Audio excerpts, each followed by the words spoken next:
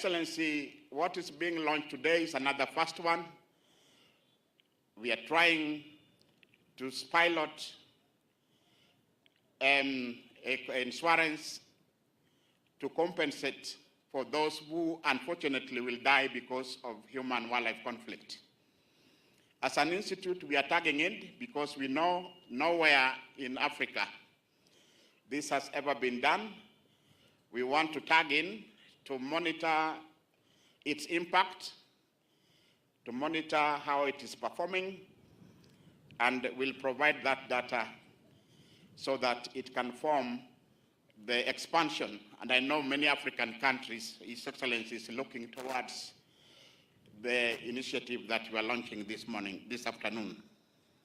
Finally, His Excellency, Laikipia Samburu landscape is one of the major landscapes in the Conservation Center. In the last census we did in 2021, we counted over 7,500 elephants that range Samburu, and through technology we have established these elephants also go up to Marsabit, they go to Meru, and in certain seasons when it's very dry, some elephants leave Laikipia and range in Mount Kenya. His Excellency, this region also have the global largest population of Grevy's zebra. It is the only country in Africa that have 2,500 Grevy's, and I know in the 2022 drought, we lost some of the Grevy's, and His Excellency, I know my minister and my peers will be calling on to see if we can do the second round of the National Wildlife Census so that we can know the impact and also try to know the spread of the species. Allow me to stop there, and just to colleagues, members in the sector, we are lucky to have ecologist number one in the name of the President. We have an opportunity to make sure that the research can inform management and policy so that we can address the issue of human-wildlife conflict. May I stop there? And I've been asked to invite His Excellency, the Governor of Laikipia, to come and address the audience. Thank you.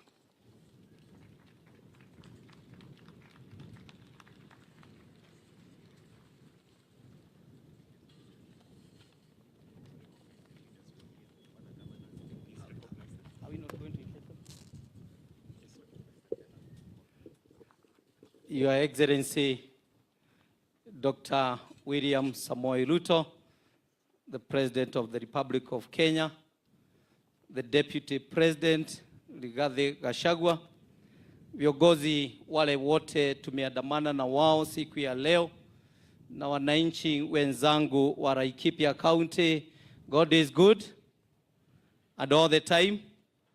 Mimi kwanza nataka kuchukua hii nafasi kama mzee wa hii boma, wa hii kijiji yetu ya Laikipia, kuchukua hii nafasi kukaribisha rais wetu Dr. William Samoei Ruto hapa Laikipia County. Mheshimiwa Rais, tunataka kukuambia on behalf ya hawa watu, kwa sababu hawezi kupatiwa nafasi waweze kuyasema. Ukiangalia hawa wananchi wengi walikuwa wamejipanga kukuimbia na kukukaribisha kwa shangwe na vigeregere kwa sababu wanakupenda. Na hawa, hii ni ishara ya kwamba rais, kama vile nilikwambia siku nyingine ya kwamba we are missing you in this county. Na ndio unaona huu umati wa wananchi. Mara nyingi tulikuwa tunaona umati wa wananchi kama hawa wakati wa kutafuta kura.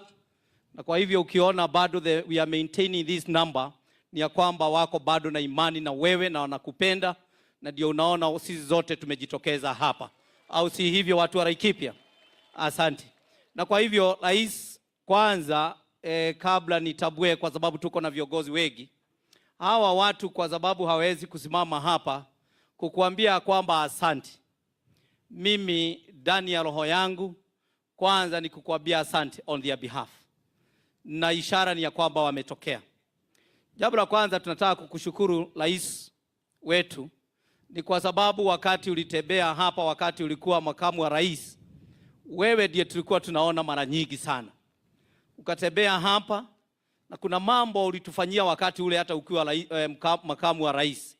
Kwanza ulitufugia ndovu za ile marumanet, ukaweka hiyo fence, na leo hii umelaunch ile fence ya pale Lariak Forest, na sasa watu wakulima wataendelea kupata riziki yao, kwa sababu sasa ndovu zitakaa kwao na wananchi watakaa kwao. Kwa hivyo hiyo ni ishara moja kwamba kwa ule mpango rais uko naye, ya kwamba hungetaka kuona nchi ya kwamba inategemea kupewa chakula.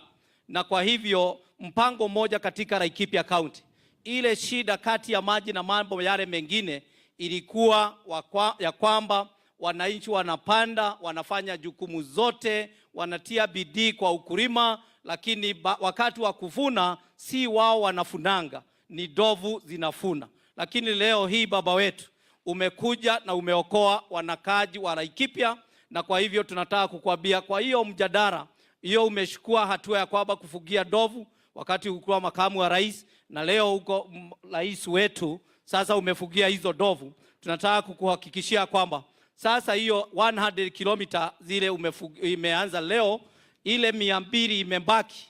Tuko na amani ya kwamba na imani ya kwamba bado hata hizo ndovu kule salama pande ya Laikipia East zote zitafugiwa na wananchi wa Laikipia wataendelea kupata riziki yao. Jambo lingine rais, tunataka kukushukuru on behalf ya hawa watu, ni ya kwamba wakati ule ulikuwa makamu ya rais, mkiwa na deputy president, wakati mlikuwa mnatembea hapa tukitafuta kula pamoja, hawa watu walisema ya kwamba jambo ile shida kubwa ni mambo ya insecurity. Na wakati ule ukasema ya kwamba mkitupatia nafasi tuweze kuwa rais na deputy, tutahakikisha watu wa Laikipia watalala na watapata amani.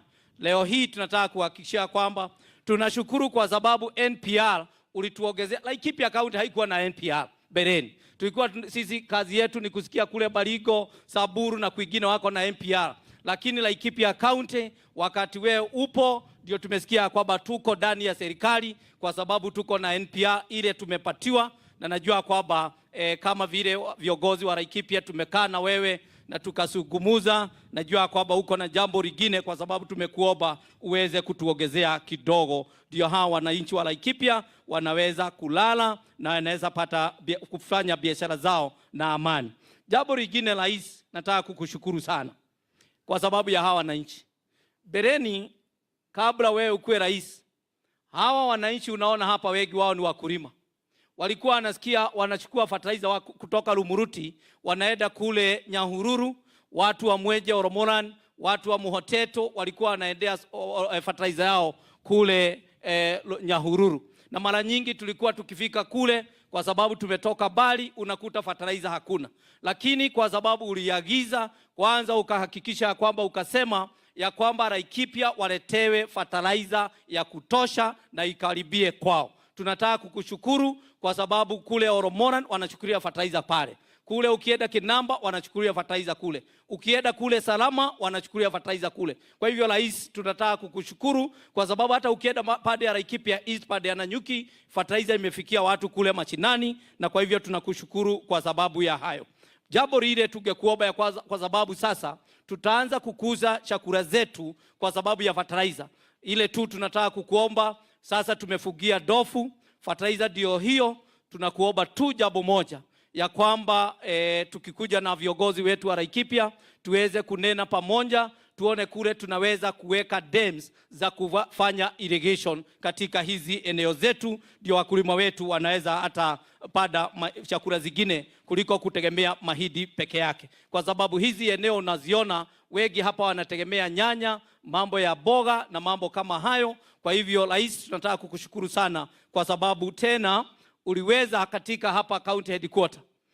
Wengi hawawezi kufahamu ya kwamba mimi mwaka wa 2013-2017 wakati niliweza kuwa gavana wa kwanza, mimi nilikuja kwangu kama ndugu yangu, nilikuja kwako kama ndugu yangu, na nikakuomba ya kwamba hawa watu wameumia sana, kwa sababu headquarter imekuwa kule Nanyuki, wanatembea kilomita nyingi, na kwa mawazo yako tukasema ya kwamba hebu tulete county headquarter Lumuruti. Leo hii nataka kukutangazia na tunataka kukushukuru ya kwamba tuko hapa na uko na sherehe hapa, una celebrate the national function hapa katika county headquarter ya Laikipia County, na kwa hivyo tunakushukuru sana. Ila tu ni ile kukuomba, kwa sababu wewe ni baba yetu, na sasa kwa sababu mimi nilifanya jambo moja kidogo, nikaanzisha county headquarter maofisi, lakini county commissioner bado wako kule Nanyuki, kwa sababu hapa hawana maofisi yao. Na kwa hivyo tungetaka kukuomba, kwa sababu wewe baba uko hapa, tafadhali jegea county commissioner na the whole administration waweze, ndio watu wetu waweze kupata services zao kutoka One Centralized Place. Jambo lingine, rais, tunataka kukushukuru ni kwa sababu katika nchi yetu ulianzisha mradi wa affordable housing. Na Laikipia mara nyingi huko bereni tulikuwa tunasahaulika. Laikipia tulikuwa tunaonekana ni kama watu wa ushago huko. Lakini wakati ulianzisha mradi wako wa affordable housing, sisi watu wa Laikipia tukabahatika, tuko na affordable housing zinaendelea kule Nanyuki ya 200 units, na kwa hivyo tunakushukuru sana. Lakini kwa sababu sasa tumekuja hapa na ndio county headquarter, kuna wafanyikazi na wakaaji wengi hapa hawana makao, na kwa hivyo tutakuomba ya kwamba tuweze kutengeneza affordable housing katika Lumuruti, kwa sababu hapa ndio county headquarter. Tunataka tena kushukua hii nafasi, ni kwa sababu wakati ulituita kama magavana, wewe kwanza ulisema ya kwamba wewe governor Irogo, kwako mashamba ni makumbwa na mnaanza kukuza mambo mengi, na tutakuja kusaidia na mambo ya dam ndio muweze kukuza chakula aina mbalimbali, kwanza avocado na mambo mengine. Kwa hivyo akasema ya kwamba tuanzishe County Aggregation and Industrial Park, na tunataka kushukua hii nafasi kukushukuru kwa sababu County Aggregation Industrial Park iko hapa, imekalia 300 acres, na tunakuomba ya kwamba wakati ule ukifika wa kufugua na kuwekeza machines na nini ndio wananchi wetu waweze kufaidika, tutakuomba ya kwamba wewe mwenyewe ndio utakuja kufugua hiyo eneo. Ya mwisho, rais wetu, kando na kukushukuru kwa sababu ya yale mambo tumeyapata, rais wetu, tunakuomba wakati hii county headquarter iko hapa, ni saa ingine mimi nikiwa baba wa hii county hapa naonaga aibu sana, kwa sababu ni county headquarter na hatuna maji, bado maji, tuko na shida ya maji, na kuna demu inaitwa Lumuruti mega dam iko hapa. Rais wetu nao, kwa sababu uko hapa, tukikuomba uge fast track hiyo Lumuruti mega dam, watu wetu wataweza kupata maji ya kunywa kwa hii town, kwa sababu wekezaji wengi wako hapa, na kwa sababu settlement inaendelea, tukiweza kupata maji ndio watu wetu waweze kupata maji ya kunywa, na tena ile ingine excess inaweza kusaidia wao waweze kupata chakula zao.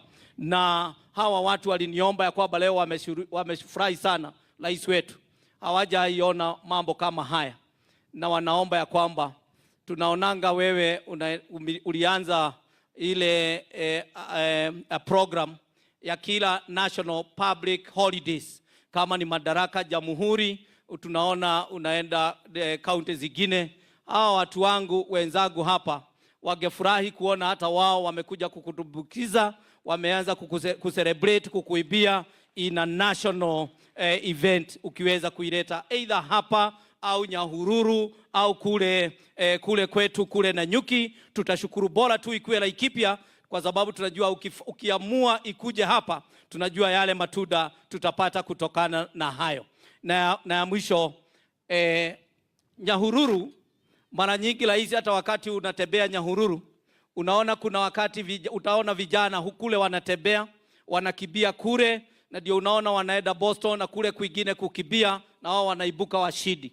Na hata tunaona watu wa Erogomara kwetu wa Iteni wanakuja kujifundisha kukibia hapa. Tunakuomba rais wetu, ikiwezekana Nyahururu iweze kuwa an international high altitude sports complex, itasaidia hii nchi yetu na watu wetu wataweza kuendelea na kupata faida kubwa sana. Na kwa hayo mimi sitaki kuongezea mengi, kwa sababu watu wetu, wananchi wetu, mkiona hata wale viongozi wetu wa Laikipia hata ongea mengi hapa, ni kwa sababu tumekubaliana na rais wetu, milango yake iko open, na tena tuko na kijana yake ya mkono anaitwa Likiji. Kwa hivyo akitutembeza kule kwake, tutazungumzia hata yale mengine muko naye. Najua kwamba tutapatiwa hiyo nafasi kwa sababu milango ya rais imefungulia Laikipia, na ndio unaona hata mawaziri kwa muda wa miezi 5 tumepata waziri wa agriculture amekuwa hapa, waziri wa environment and forestry amekuwa hapa, waziri wa wildlife and tourism amekuwa hapa, na Ligiji amekuwa hapa. Kwa hivyo sisi tunajisikia wakati huu rais wetu ya kwamba wakati wako ndio Laikipia imejisikia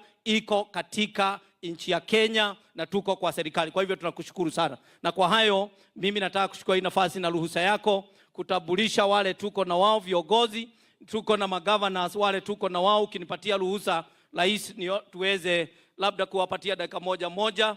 Na kabla ya hao tuko na viongozi wetu wa Laikipia, tuko na MCAs.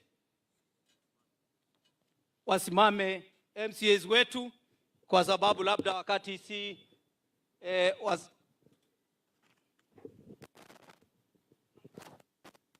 haya wote. Tuko na members wa executive wote, county executive wote wasimame, serikali ya county yote isimame mahali wapo. Rais, hao ni wale tunafanya kazi na wao tukikushikilia huku mashinani. Asante, wapigie makofi. Asante. Sasa niko na wabunge wetu rais, na mimi ukiniacha hapa nikose kuwapatia dakika moja wataninyorosha. Na kwa hivyo nataka kuanzisha na member of parliament Laikipia North, hata ikiwa ni dakika moja, tafadhali tuheshimu ule wakati rais wetu ametupatia dakika moja tafadhali.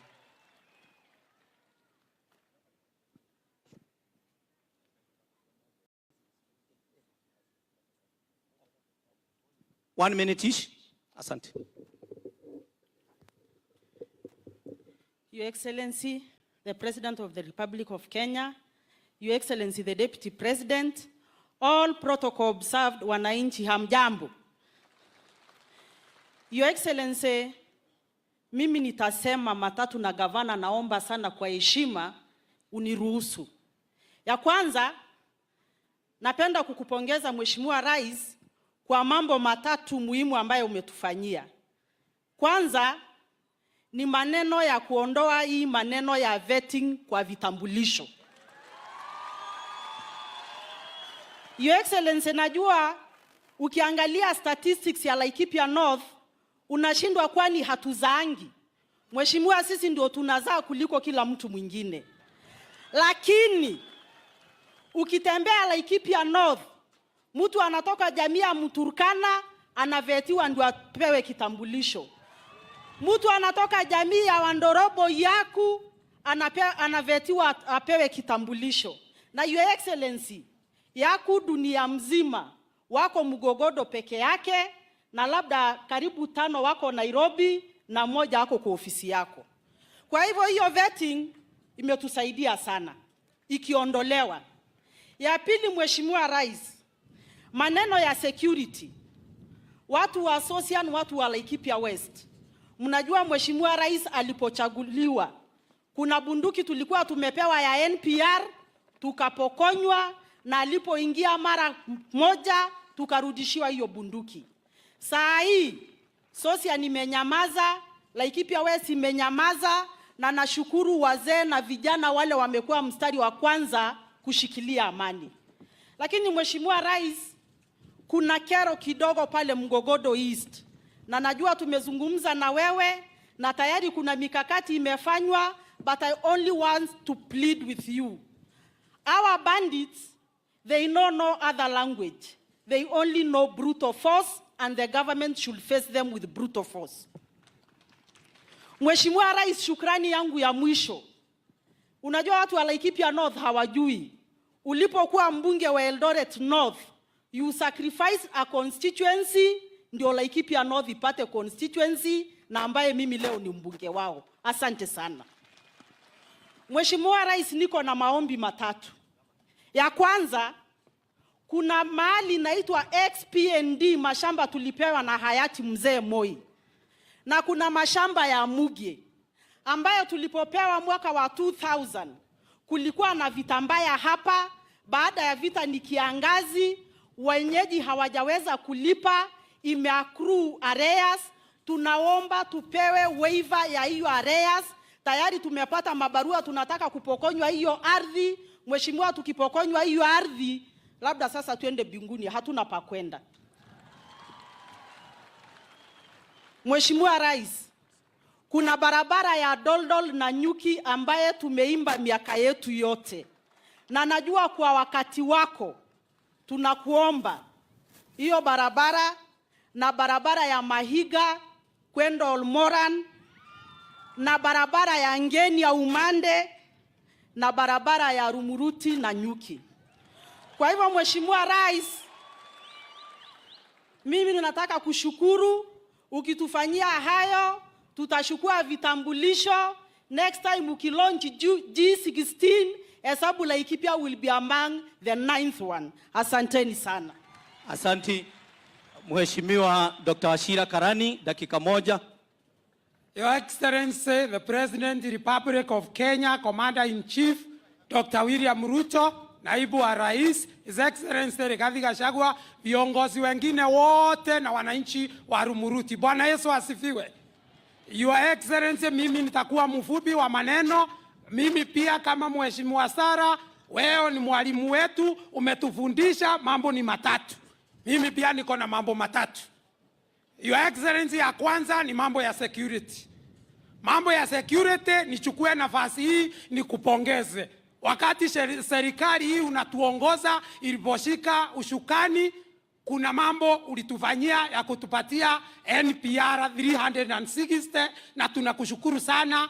Mpande wa security umepungua. Haijakuwa kamili 100%, lakini imepungua na tunakushukuru. 90% tumepata. Hiyo 10 imebaki. Your Excellency, tuongezee tu NPR wengine 250 kwa kaunti hii yetu, maneno ya security ikuwe sawa sawa. Ya pili, Your Excellency, ni mambo ile umekunja leo kufanya ya mambo ya wildlife conflict na compensation.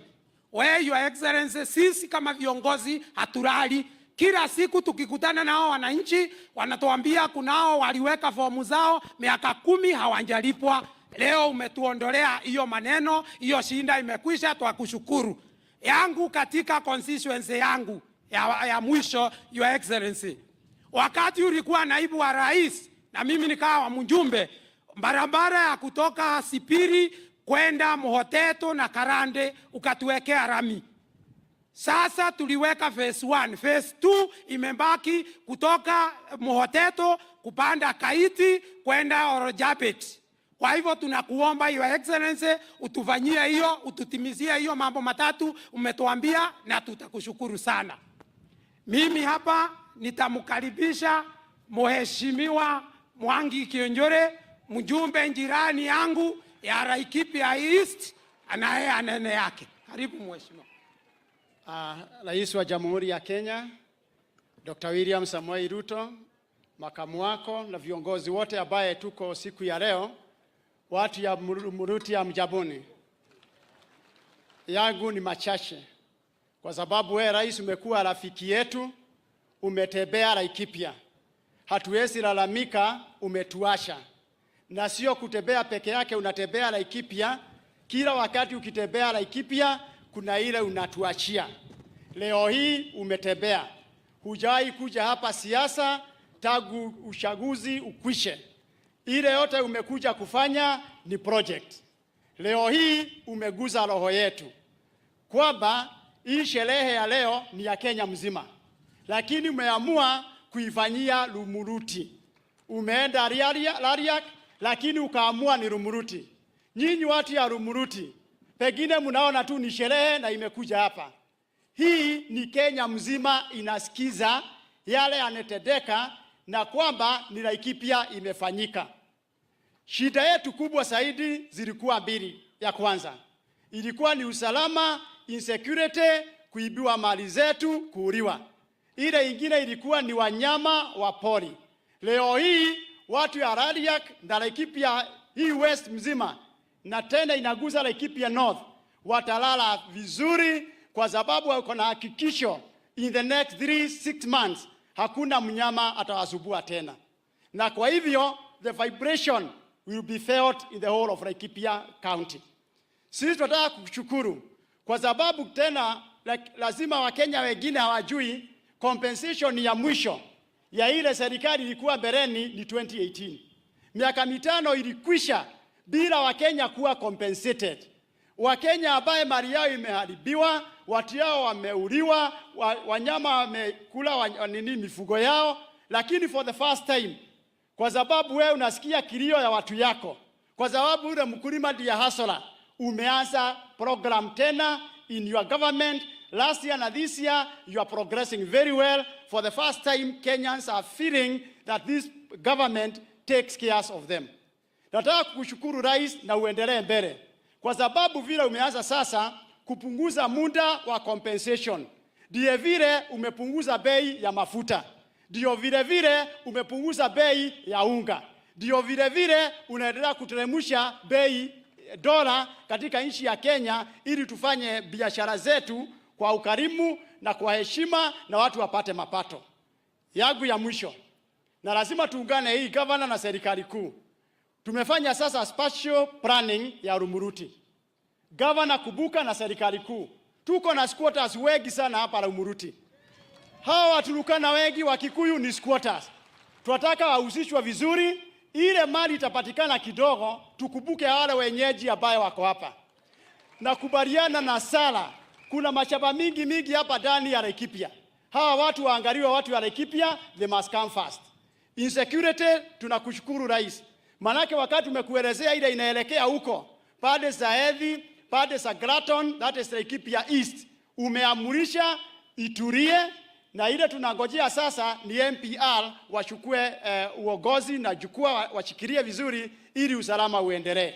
Tunataka kushukuru, ni mengi sana. Hiyo barabara sana nasema Genia Umande tayari umepeana 5 km inaanza. Lakini hii ya hapa Mahiga kwenda pale Oromoran ni 130 million, contractor amalize hiyo kazi. Pia hiyo ikiendelea tutashukuru. Na pia hiyo ya Ndodo tutakushukuru Rais. Lakini kwa yale mengi umetufanyia, mimi yangu Laikipia East naweza sema kutoka asubuhi mpaka jioni ile wema umetufanyia na mirandi. Wacha niachie hapo.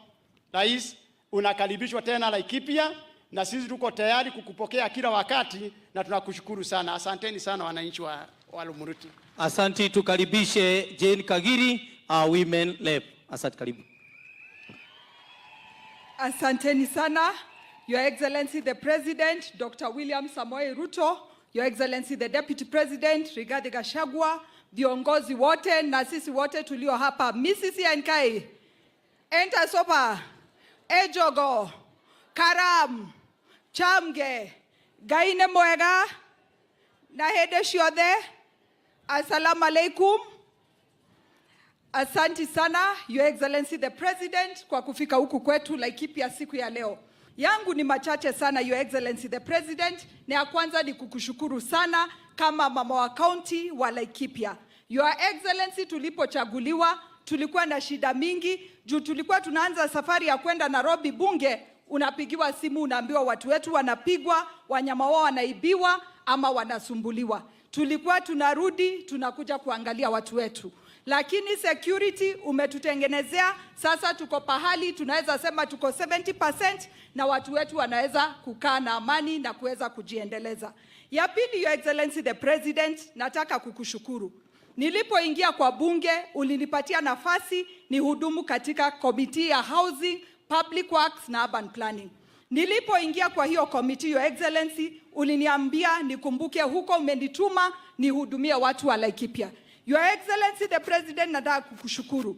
Juu siku ya leo nikisimama hapa, nyumba na nyuki zinajengwa, zile za Nyahururu zinafanyiwa design, huku Rumuruti tutapata nyumba, kule Posta nyumba zitajengwa, kule Lamuri ya nyumba zitajengwa, na hiyo ni kazi ambayo itaenda kwa vijana wetu ili waweze kujiendeleza.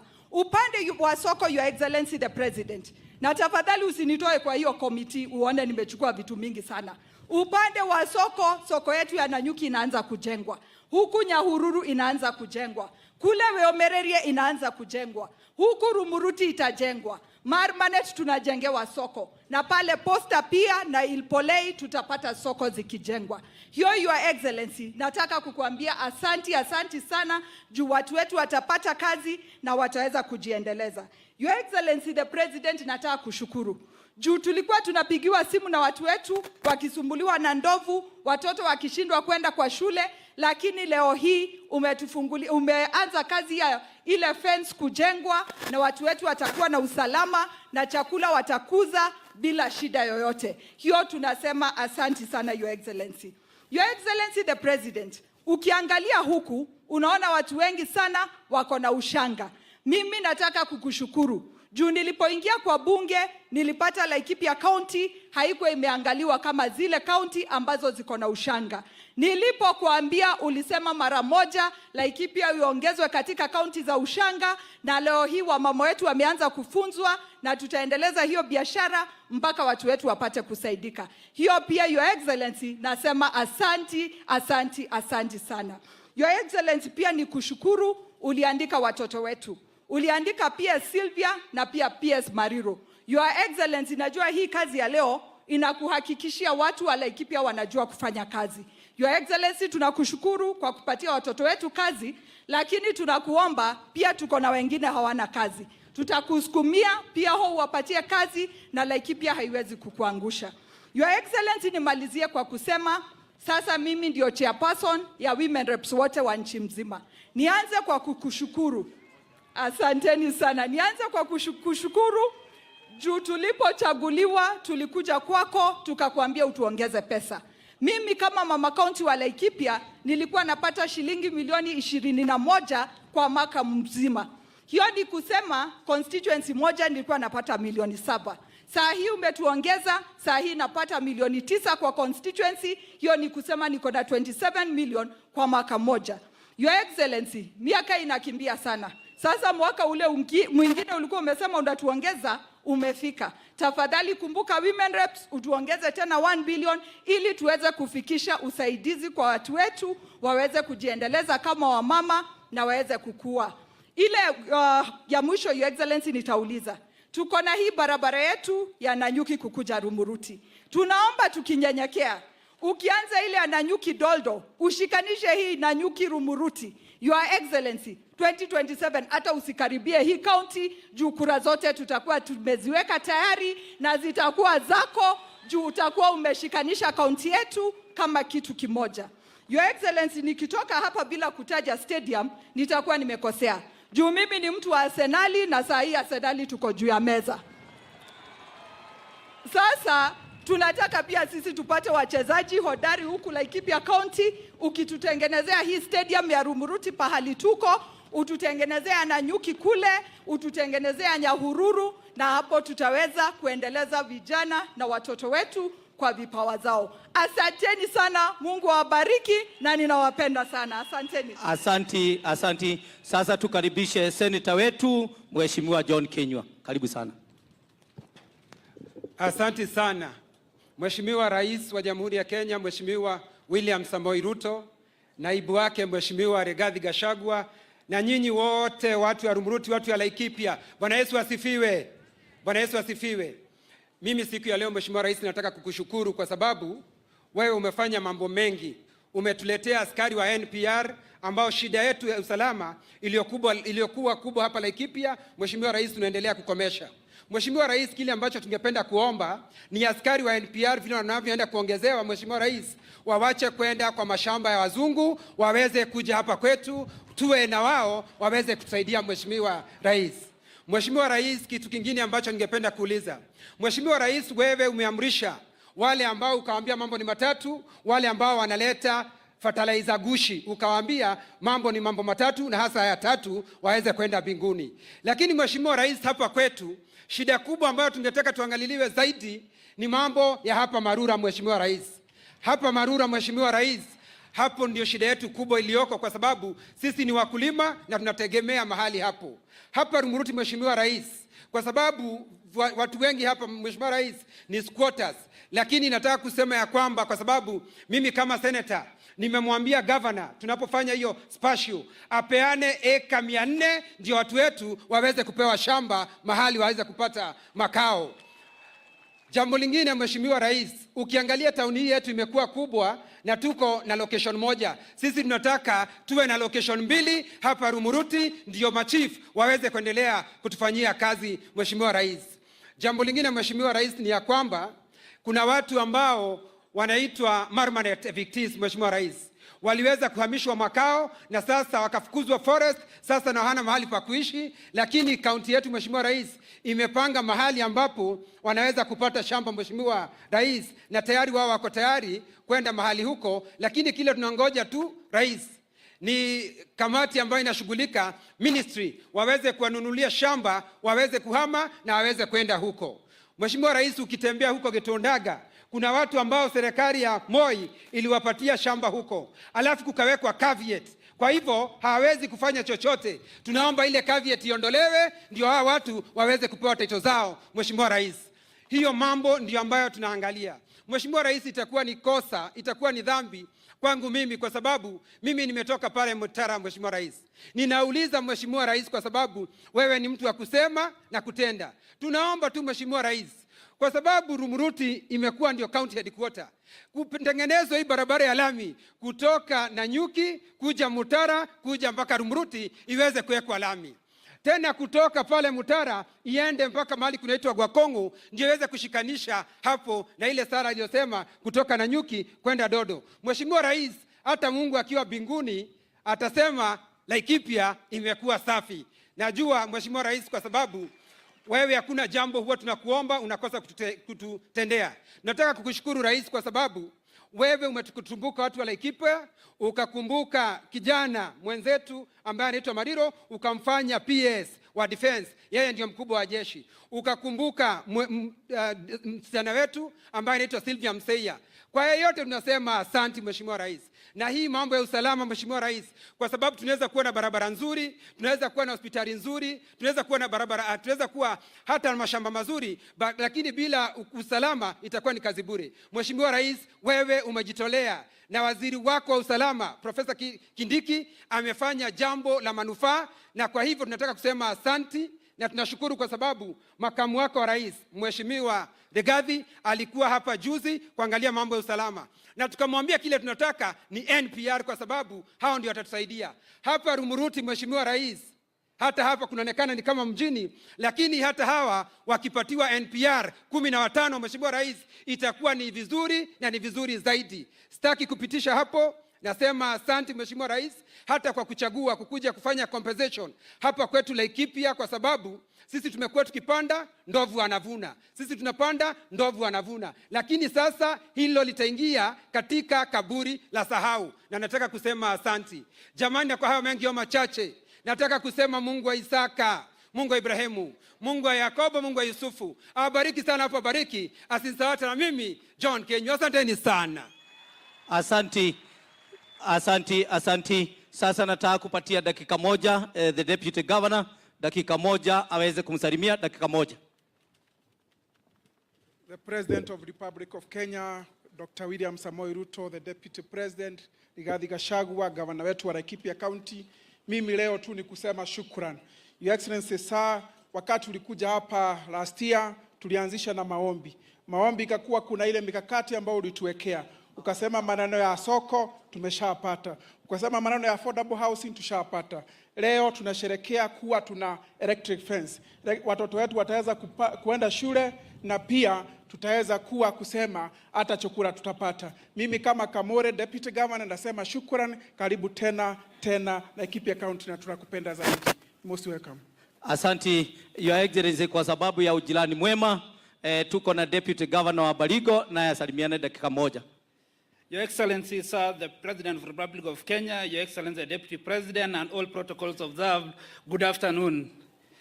Your Excellency, sir, Baringo is a neighboring county to Laikipia, and we encounter the same challenges with regards to human wildlife. And Your Excellency, nataka kushukuru sana kwa sababu part of the program ya fencing ina involve kule Kapnarok. Na nataka kwamba Your Excellency, tuko na shida moja kule. Shida moja ambayo inahusiana na kuna watu wachache ambao wameenda kotini kusimamisha hiyo fencing, na tunaomba Your Excellency uingilie kati ili tupate kusuluhisha hilo jambo la fencing kule Lekabnarok na Kerio Valley in generally. Your Excellency, Baringo is the same arid area na tuko na shida ya nyoka kule. Tunaomba compensation ya nyoka ikonsideriwe ili iwekwe katika ile compensation ambayo inakuja kule mbele. Asante sana Your Excellency. Asanti kwa heshima kubwa sana. Sasa nataka kukaribisha mbunge the leader of majority Kimani Ichung'wah aweze kusalimiana na kutambulisha wale wabunge wengine wamekuja pamoja na yeye. Karibu Kimani Ichung'wah. Situmkaribisha na makofi watu wetu wa Laikipia County. Asanti. Asante Governor, Your Excellency the President, our Deputy President. Itifaki zote zikizingatiwa, wananchi wa Laikipia hamjambo. Your Excellency, nikubalie kwa dakika chache niulize wabunge wale wote wakiongozwa na chairman wetu wa kamiti ya tourism, Mheshimiwa Kareke Mbiuki, wasimame. Mheshimiwa Kareke Mbiuki, unaweza karibia useme jambo moja kwa niaba yao, ni wajulisha wale wengine kama wanaweza simama.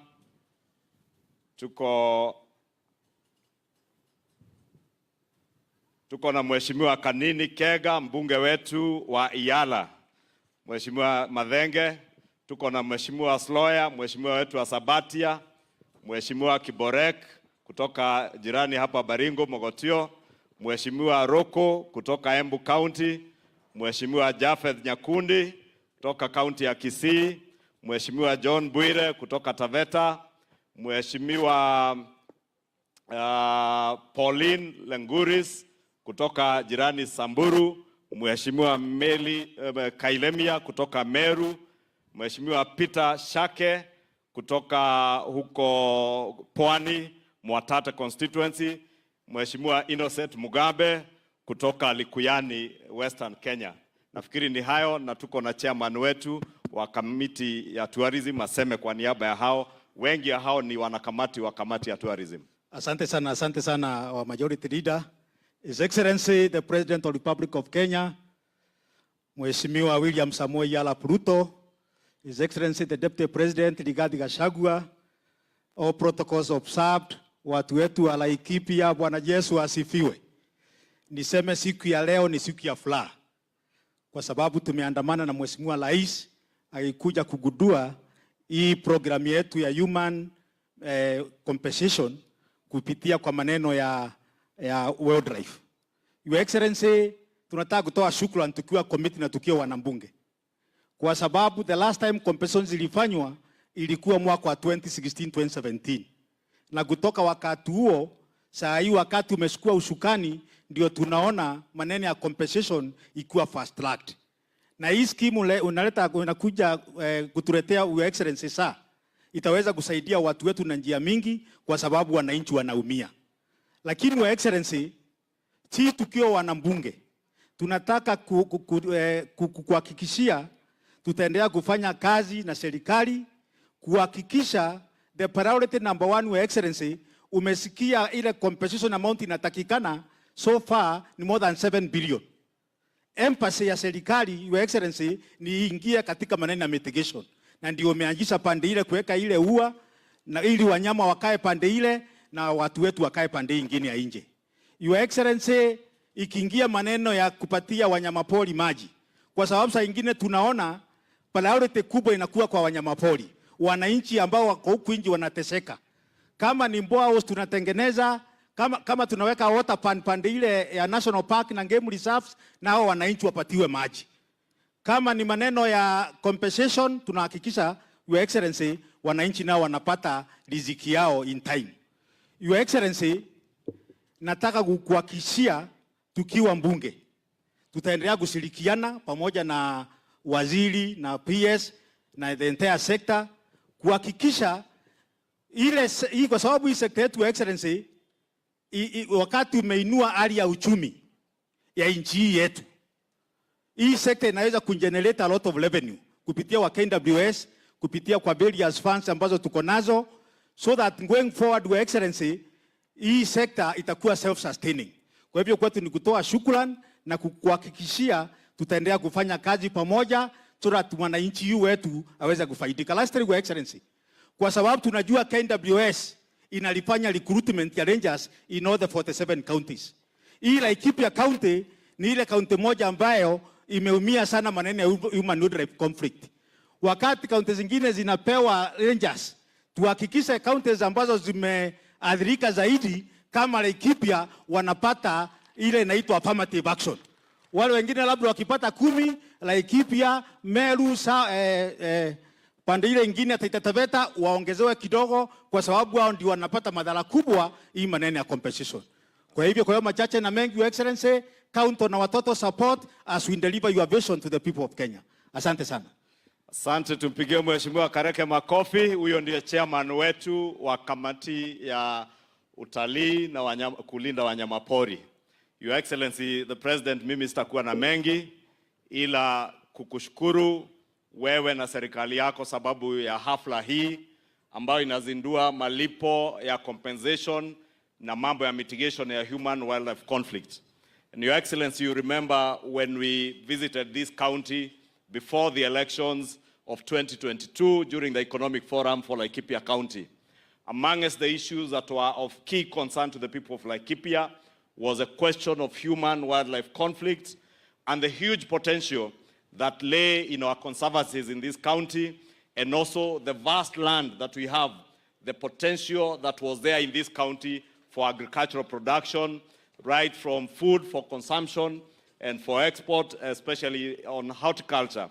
And Your Excellency, I thank you ya kuwa wakati huu yale mambo ambayo tuliongea na wananchi wa Laikipia na tukayaweka kwa manifesto ya Kenya Kwanza, hayakuwa tu ni mambo ya kuongea na mambo ya kuandika tu kwa manifesto kama kijitabu cha kusoma. Ya kuwa yale mambo ambayo uliwaahidi wananchi wa Laikipia, mambo ya human wildlife conflict, compensation, mambo ya mitigation kama hiyo ya kuweka ua, kuhakikisha ya kuwa wanyama pori hawaingii kwa mashamba ya wananchi, ni mambo ambayo unatimiza na yanaonekana. Ya kuwa sasa, kutoka sasa, sio tu mambo ya kuwalipa watu ambao wameumizwa na wanyama wa pori, lakini pia kuhakikisha ya kuwa wanyama wa pori hawaharibu maisha na mali ya wananchi, hasa wakulima ambao wanalima. Na ukahakikisha ya kuwa rais, mambo ya chakula ambayo hawa wananchi wa Laikipia wanakuza inapata soko, na umetuambia vizuri wakati tumetoka pande ile nyingine ya Mwatetu ya kuwa hapa umehakikisha ya kuwa Laikipia West kuna soko 4 ambazo utajenga to make sure wananchi wakikuza chakula ambayo imelindwa kutoka kwa kuharibiwa na wanyama pori inapata soko na wananchi wanaweka pesa kwa mfuko vile tuliwaahidi kufanya campaign. Kwa hivyo rais, taki niseme mengi sababu wewe ulituambia kazi ni kazi, pesa mfukoni, na sasa tumeanza kuona hayo yakitendeka na ukiweka mikakati ya kuhakikisha ya kuwa pesa zimerudi mikononi mwa mwananchi. Tukushukuru na tukuambie kutoka bunge tutashirikiana na serikali na wizara kuhakikisha ya kuwa fedha ambazo zitatengwa kufanya hii kazi ya mitigation na ya compensation zitatumika vile zinavyofaa kutumika.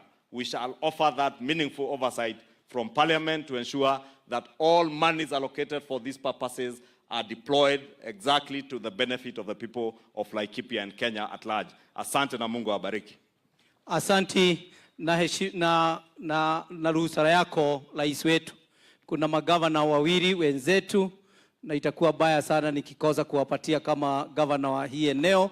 Tuko na gavana wa kutoka kule Taita Taveta, nitampatia dakika moja, na gavana wetu wa kule Samburu naye nitampatia dakika moja. Karibu sana gavana Taita Taveta.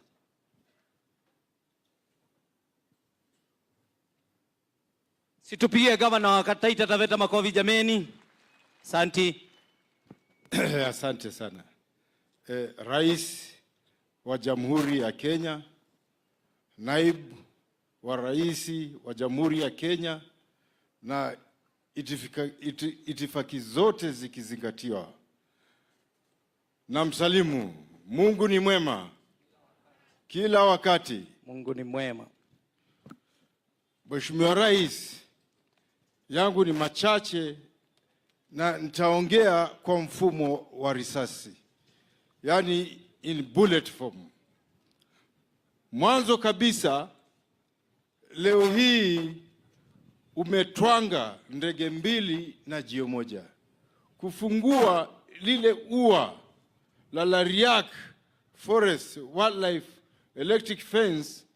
Mheshimiwa Rais, ni jambo kubwa sana kwa yale majimbo ambayo yako karibu na mbuga pori. Mheshimiwa Rais, vile vile masuala ya compensation, hilo ni jambo kwa kweli litasaidia sana kuondoa umaskini. Vile gavana wa Laikipia alikuwa anasema watu wanapanda, lakini wanyama mbuga pori ndio huvuna. Si mahindi, hata simba hupenda sana ng'ombe, fisi naye hupenda sana mbuzi. So Mheshimiwa Rais, hii compensation, sisi kama majimbo ambao tuko karibu na mbuga pori tumekushukuru sana. Ndio maana nimetembea hizo kilomita zote kuanzia Taita kuja hapa. Lakini rafiki yangu gavana Laikipia hata nakuonea wivu. Umepatiwa mayai mengi sana na rais, na tumshukuru rais kwa hilo. Maana najua mkivuna hapa, kesho kutwa ni wengine watavuna. Mheshimiwa Rais, langu tu labda pengine nisisahau ni kuhusu ile mbuga pori ya Savo West na Savo East. Na kuomba wasukume lile jopo ambapo lilikuwa ligawanye ile revenue, nusu serikali kuu na nusu ije kule kwa jimbo la Taita na Taveta. Mheshimiwa Rais, ukitukumia hilo, nafikiri mimi ni mweupe sana, lakini nitakuwa mweupe zaidi. So kwa hayo sitaki kuchukua muda mrefu, najua uko na shughuli nyingi, na asante sana. Asante, tupigie gavana Taita makofi mazuri jameni. Asante. Sasa nataka tukaribishe jirani yetu, jirani tunapenda, mheshimiwa kutoka gavana kutoka Samburu. Tumpigie makofi jameni. Asante. Your Excellency the President of Kenya, Your Excellency the Deputy President, all protocols observed. Mimi nitasema machache tu, na ya kwanza nataka kusema ile kitu Sara amesema kuhusu shamba ya PND. Wakati pastoralists, Your Excellency, walipewa hii shamba ya PND na serikali 80s, kuna mahali moja, kuna kitu moja ambaye tunashukuru kwa mashamba, kwa sababu pastoralists wali benefit kwa mashamba. Lakini walisahau kufanyia wa seminar ya kitu moja. Watu yetu sio watu wamejua maana ya title deed, au kwa wanajua maana ya title deed, na wakakuja tukapewa mashamba na tunasema asante. Your Excellency, ukweli ya mambo, watu ukiona nikiongea juu ya mashamba ya PND, watu wazee wetu wenye wanaishi PND pia wanaishi Samburu. Bibi moja hapa hapa, unajua watu wetu wanao bibi wengi. Bibi moja hapa hapa na anapiga kura hapa, bibi mwingine ako Samburu na anapiga kura hapa huko. So wakati Sara anasumbuliwa, pia mimi nasumbuliwa na the same families. Kama Moi angefanyia watu wetu seminar kusema kuna kitu inaitwa land rate, hatungekuwa tunaombana hapa leo, kwa sababu sisi ni watu tunatii sheria na sisi watu tunapenda kulipa ushuru. Lakini Your Excellency, the truth is hatukuambiwa, tumeishi for years. Hii wazee wanyako hapa sasa na mafamilia ni wengi, they cannot pay that money hata kama watashindwa, hawana pesa kulipa. So mimi nimekuomba Your Excellency kwa heshima, tafadhali, kama kuna mahali dunia moja utasamea watu kwa sababu hawako wanajua dhambi, ni hapa mahali inaitwa PND. Tafadhali mimi nakuomba Your Excellency. Na siku ile ukiwa Deputy President tukidunga ng'ombe hapo Mouarak, ulisema kitu na mimi najua ni mtu ya kusema na kutenda. Tafadhali, hiyo tu ndio nimeomba. Ya pili Your Excellency, hii wenzetu wanafurahi wakifungia wanyama kwa fences. Na uzuri waziri ya wanyama na utalii hapa.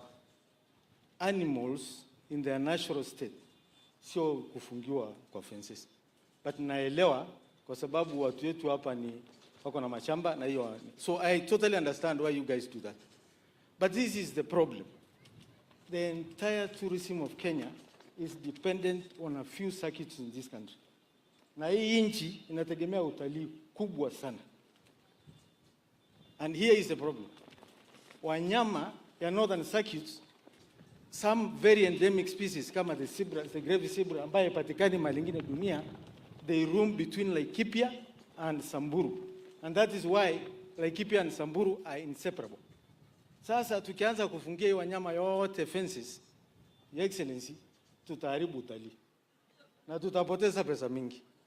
So mimi naomba Your Excellency, saidia watu kufungia wanyama fences huko, lakini kuja kusaidia sisi create wildlife migratory corridors, wildlife dispersal areas huko, kwa sababu sisi hatutaki wanyama yetu wafungiwe hiyo mahali. This country tutaua utalii because the wildlife is the #1 leader kwa maneno ya utalii. Na kuna mahali moja Your Excellency nimetumwa na nimeongea na governor hapo wa Laikipia. Laikipia na Samburu are intermarried in terms of wildlife dispersal areas na maneno ya tourism. Kuna mahali inaitwa Kirimon. Iko hapa tu. It is the border ya Samburu na Laikipia. Iko upande wa Laikipia lakini inashikana na wanyama yote ya Samburu na Wasamburu yote wanaishi huko. Na mimi I have learned one thing about wildlife conservation and tourism. If you don't work with communities, hakuna conservancy utatengeneza. Na mimi napenda gavana yangu akitengeneza conservancy. But I have learned lessons kwa maneno ya wildlife conservation and tourism. That is why around Samburu National Reserve we have grazing committees, we have conservancies, and they do the same in Mara. Kwa sababu you cannot separate people and wildlife. Huwezi separate our pastoralists wetu na wildlife. Lazima usikisane nawa ndio ifanye. Ile mpango Laikipia County wako Kirimon tuna support. Lakini tunaomba tu kwa heshima. Kwa sababu wildlife yetu ndio inatembea hiyo mali yote na tunataka both counties of benefits kwa tourism. Tunataka wildlife corridor ikae hapo. Na tunataka audience, Your Excellency, watu ya Kirimon ama leaders ya Samburu na leaders ya Laikipia, tunataka audience yako, because if tukiendelea kuweka hii mamlango ya wildlife, hii nchi tutaharibu. So mimi naomba kwa heshima, sijaomba appointment in public, na kuomba appointment kuja kuona juu ya Kirimon. Tafadhali nipe. Ya mwisho, Your Excellency, kabla nyinyi na Uhuru hamjakuwa presidents, lami ya Northern Kenya ilikuwa inaishia katikati ya hii town. Hii tu, ukifika unaanza barabara ya mchanga. In fact, there is a story, kuna Samburu alioa mzungu, and that guy is still in Samburu. Akakaa America na watoto wake mpaka watoto wakafika 10 years, 12 years. So akaleta hawa siku moja Samburu, Kenya.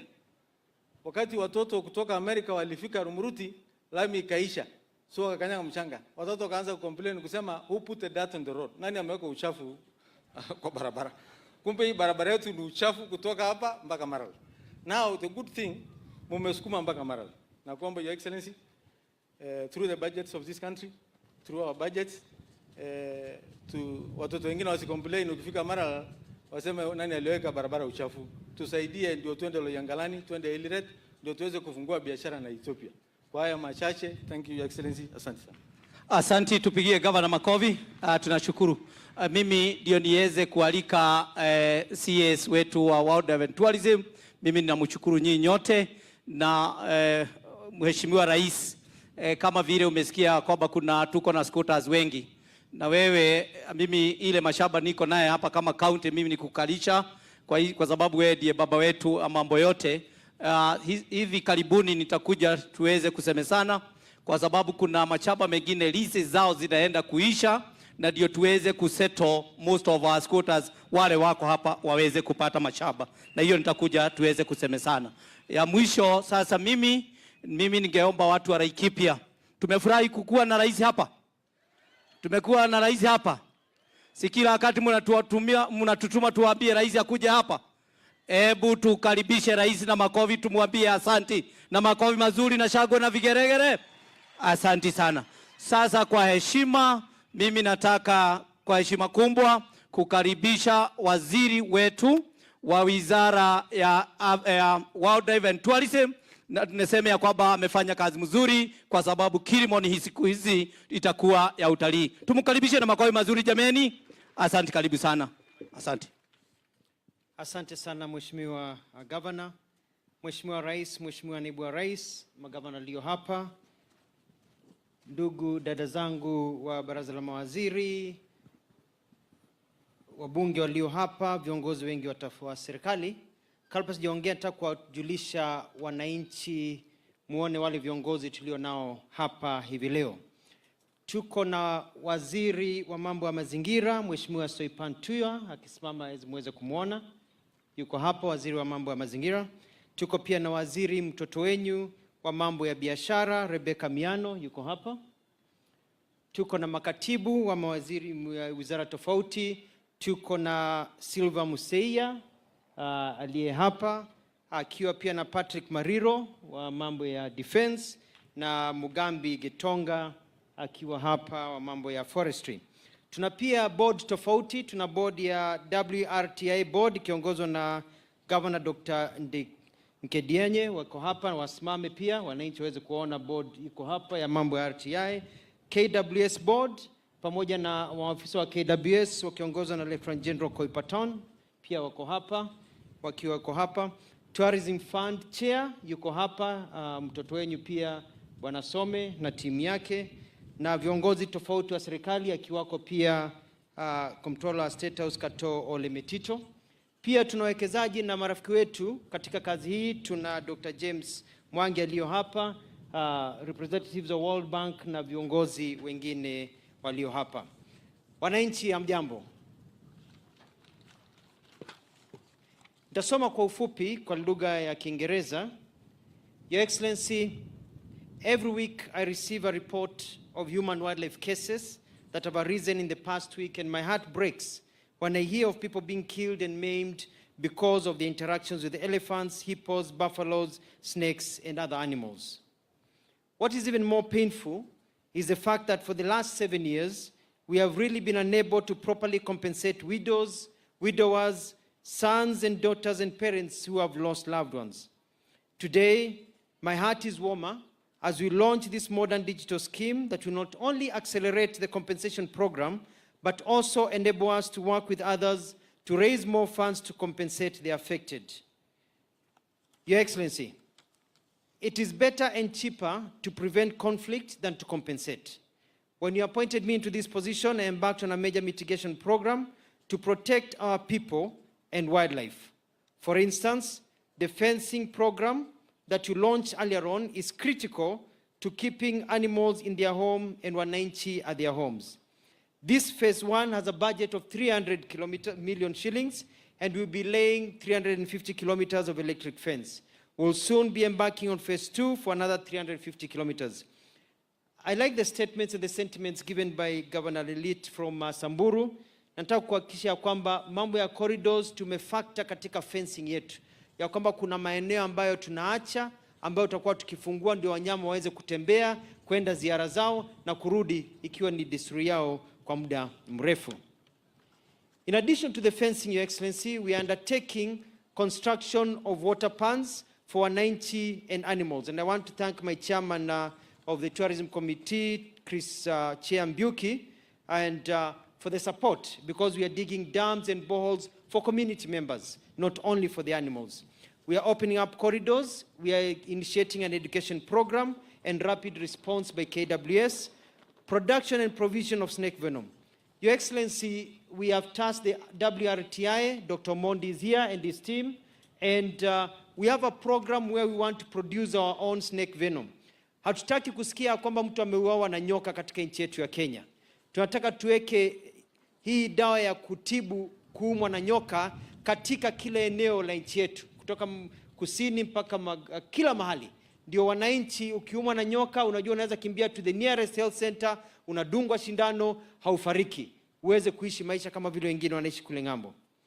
Your Excellency, this is part of your agenda for conservation and protection of our habitat. We want, by the end of this year, not to hear of major cases of human-wildlife conflict anymore. I wish to thank my principal secretaries, the brilliant Ms. Sylvia Museia and the amazing John Ololtua, who we also call our tourist attraction, for their commitment to this vision. I also wish to thank the teams under the ministry for their excellent work.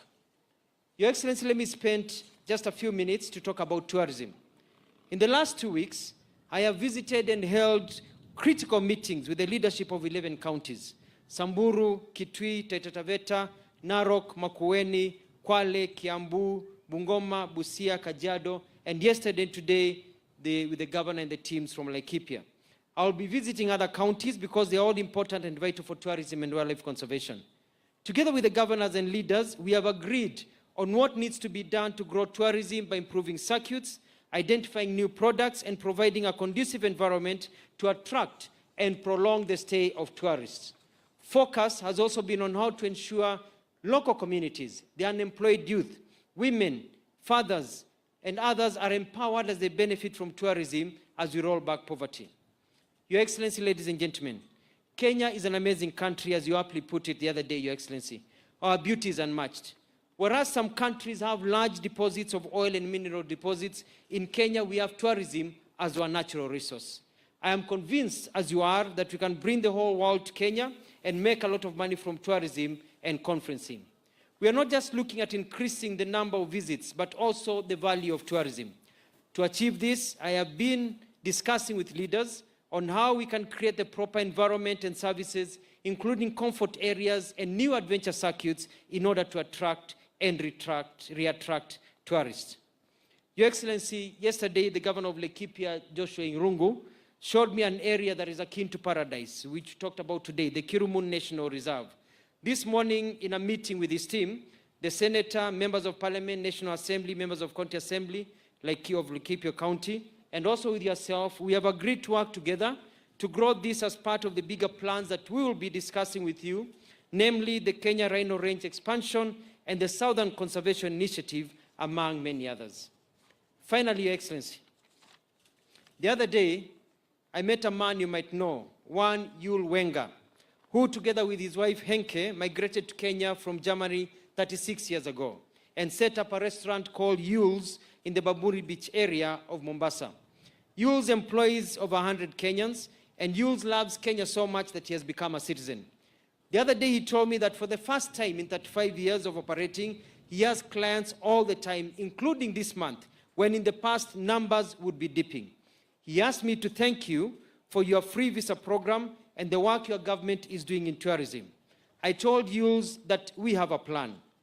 The plan is we are going to eliminate high season and low seasons. We are only going to have one full tourism season here in Kenya. Your Excellency, with your guidance, we are going to awaken and rekindle sleeping giants such as Malindi, the Aberdares, and the Savo ecosystem, among many others.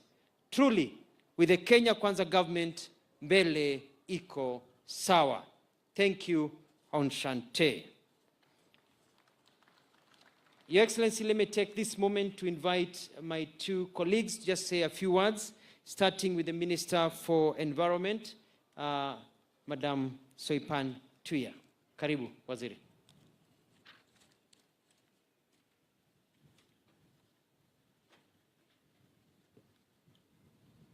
Asante sana Mheshimiwa Waziri, na nitaanza kwa kukupongeza kwa kazi nzuri ambayo umefanya siku ya leo kwa wizara yako ya kuzindua fidia kwa wale waathiriwa wa human wildlife conflict, na pia kwa kuzindua muundo mpya wa kuweza kufanya hiyo fidia itimike kwa haraka. La pili ni ule mpangilio wa kuweka ua katika misitu ya Lariak pamoja na Marmanet. Your Excellency, kwa mpangilio wa Mheshimiwa Mutua, kuweka ua anaona kwa upande wa preventing human wildlife conflict.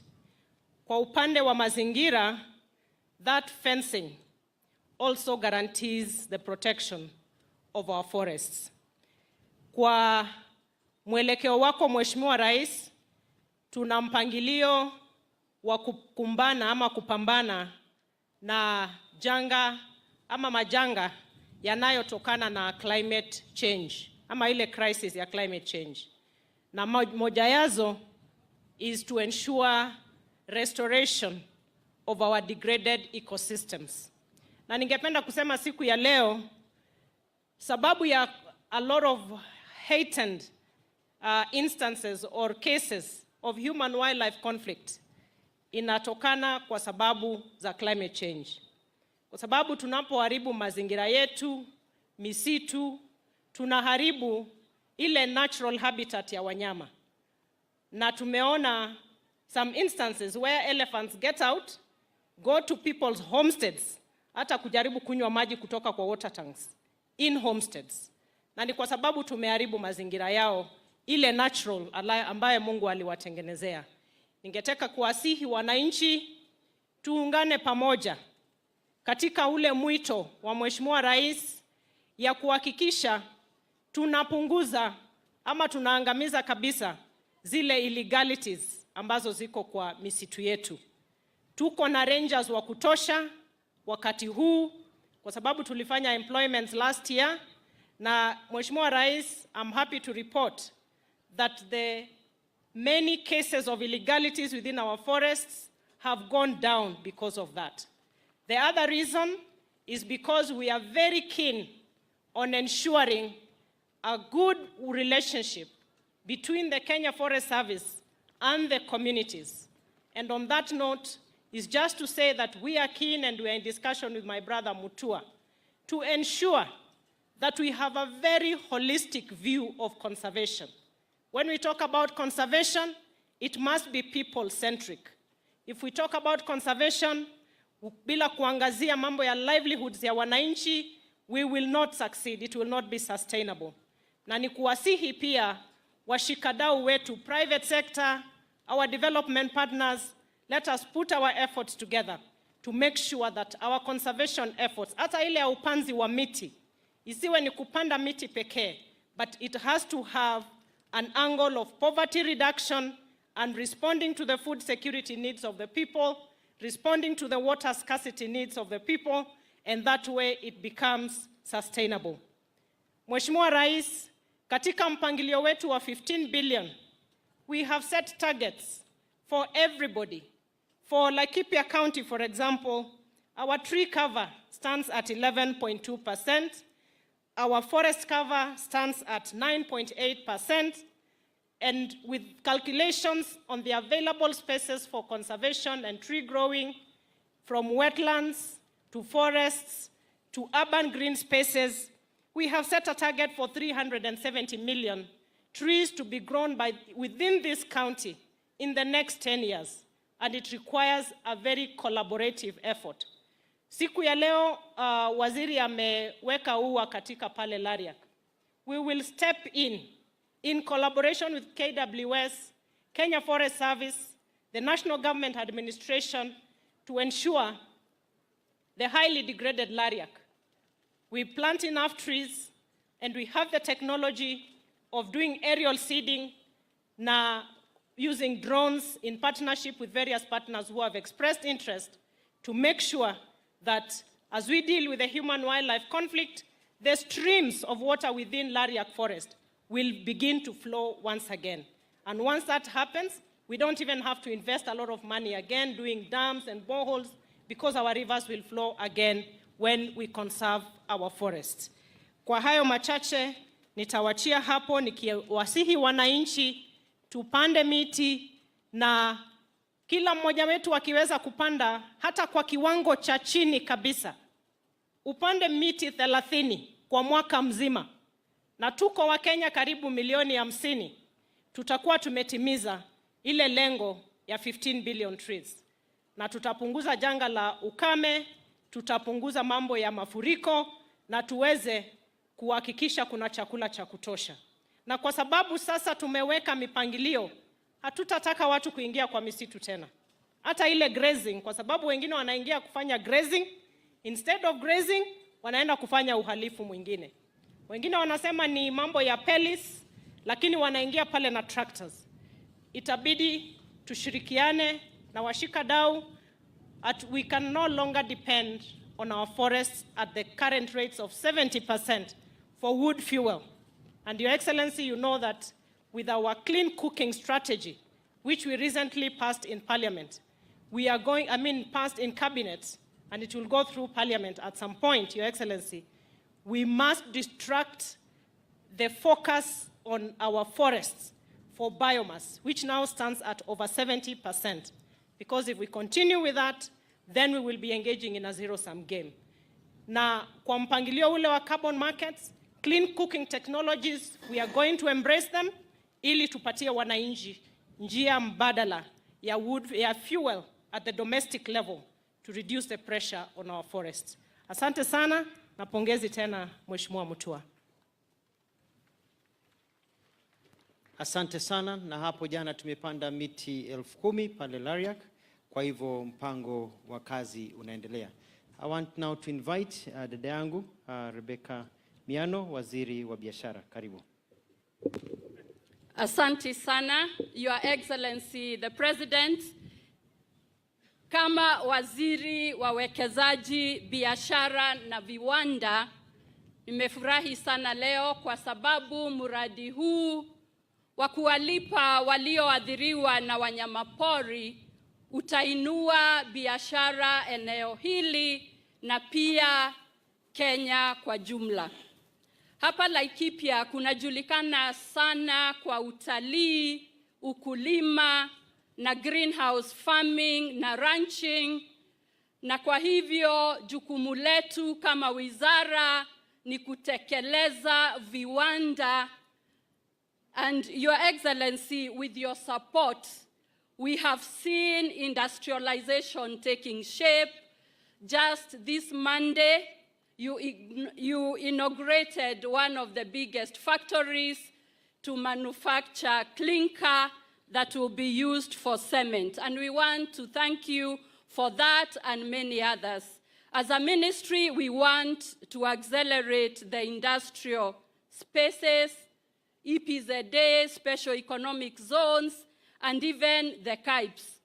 Na Your Excellency, nikiwa hapa leo nitaenda kuangalia ule mradi wa KIPES hapa Laikipia, kwa sababu kwa siku zijazo katika magazeti tutatangaza wale ambao watakuwa na interest ya kuja kuwekeza biashara katika hizo counties.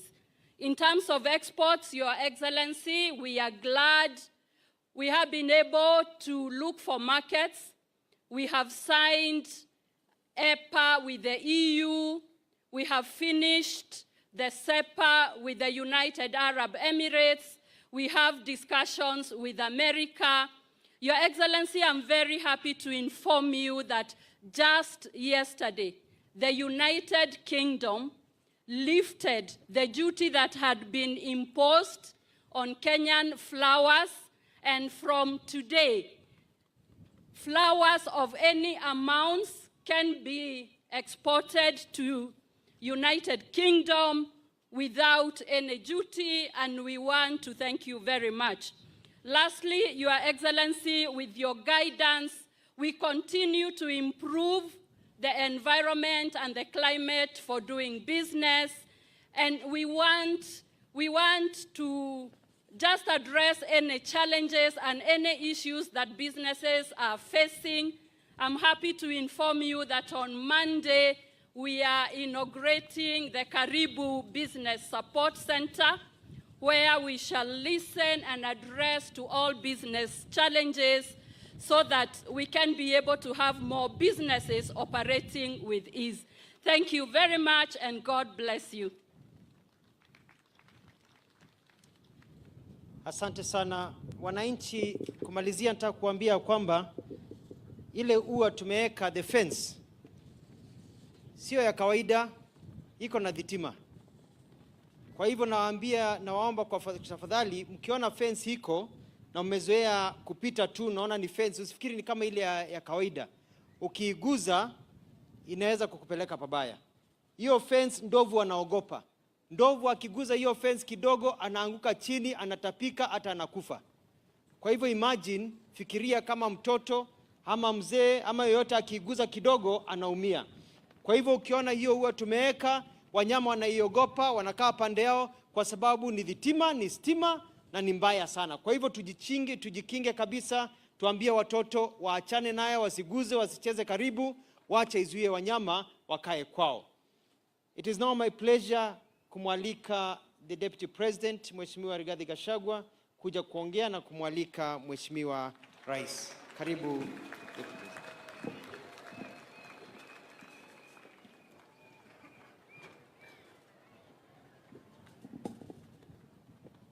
Asante sana. Kiongozi wetu Rais wa Jamhuri ya Kenya, Daktari William Samoei Ruto, viongozi wenzangu, watu wetu wa hapa Rumruti, hamjambo.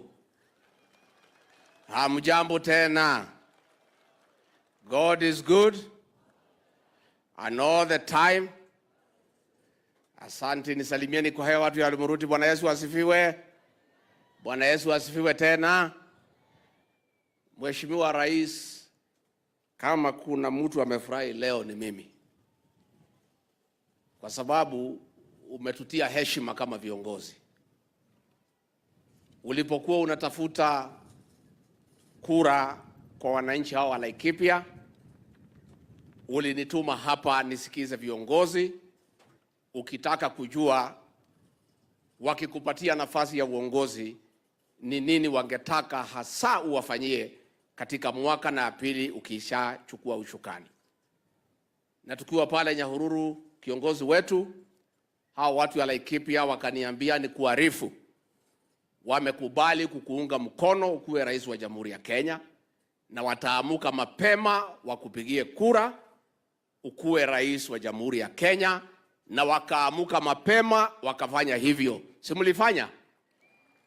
Lakini wakaniambia nikuambie wako na matatizo mengi ya maji, ya barabara, ya kila kitu, lakini wakasema hata kabla hujaingilia barabara, kama hujaingilia maji na elimu, wangetaka kwanza ulegeze hali ya usalama katika kaunti ya Laikipia. Pahatu wale wanauawa, mifugo yao inaibiwa na wanafanyiwa madhambi. Na wakasema ukiwafanyia hiyo, rais watakushukuru. Na within 1.5 years, Your Excellency, I'm happy to report the way the leaders have said here, because I was here 4 weeks ago, ya kwamba hali ya usalama imedumishwa na wananchi wanafanya mambo yao bila wasiwasi, na ile kidogo imebaki, rais, najua utapata nafasi kutangaza yale hatua umechukua kama rais wetu, ndio tufikishe ile 100%. Ya pili, Mheshimiwa Rais, walinituma na nikakuarifu ya kwamba wamezubuliwa na wanyama ya pori, hasa ndovu, ya kuvuna pahali haijapanda. Na Mheshimiwa Gavana wa Samburu, hao wanyama lazima tuwafungie. Ama wewe utafute lugha uongee na hawa kama unaelewana, wasiingie kwa mashamba yao watu. Kwa sababu wa leo tuko hapa kutoa fidia ya wale watu wameuawa, wale wameharibiwa mashamba yao, na hatuwezi kubali wanyama waue watu. Hata kama wanatusaidia kwa utalii, hiyo utalii ni ya kusaidia sisi tukiwa uhai. Kwa hivyo watafunguliwa barabara kidogo tu ya kupika hapo Samburu. Lakini wanyama wakae kwa msitu na sisi tukae kwa reserve. Tumekubaliana? Sisi tuheshimiane. Tuheshimiane. Wanyama tuwaheshimu, wakae kwa msitu. Na sisi wananchi tukae kwa mashamba. Tukivuna, tukipanda mahindi yetu, tukivuna tukule, ingine tuuze. Hawa ndovu kama lazima wakule mahindi, wapande huko ndani ya msitu waendelee naye.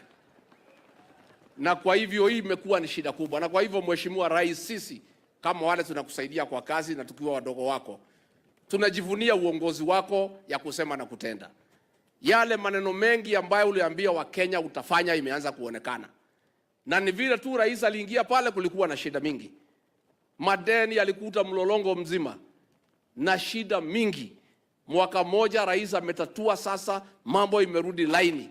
Unga ndio huo umeteremka. Dola ndio hiyo, mafuta ndio hiyo.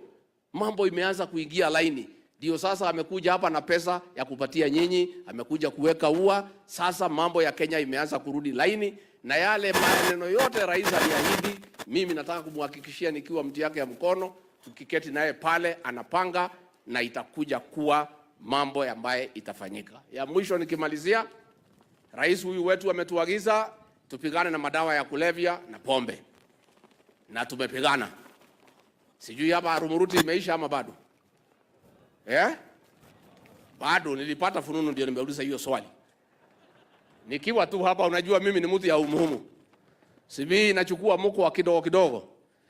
Pombe tumepigana naye hapa Laikipia, lakini hapa Rumuruti, Bwana Regional Commissioner, your DCC, your OSPD, your OCSs in Rumuruti are failing us, and they are not doing what they are supposed to do. And I want to say, bosi yangu akiwa hapa, President William Ruto, hatuwezi kubali. Hatuwezi, kwa sababu rais wa nchi ametoa amri ya kwamba hatuwezi kubali watoto wetu wauliwe na pombe. So nikiwa tu hapa nikauliza, nikaambiwa hapa Rumuruti pombe naendelea, mabai naendelea, iko DCC, iko OCD. Sasa tutaona na nyinyi tukimaliza hapa. Tutaenda na nyinyi nyumba ya hema. Twende nyumba ya hema na hao. Twende nyumba ya hema. Because, Your Excellency, most of our officers are doing a good job.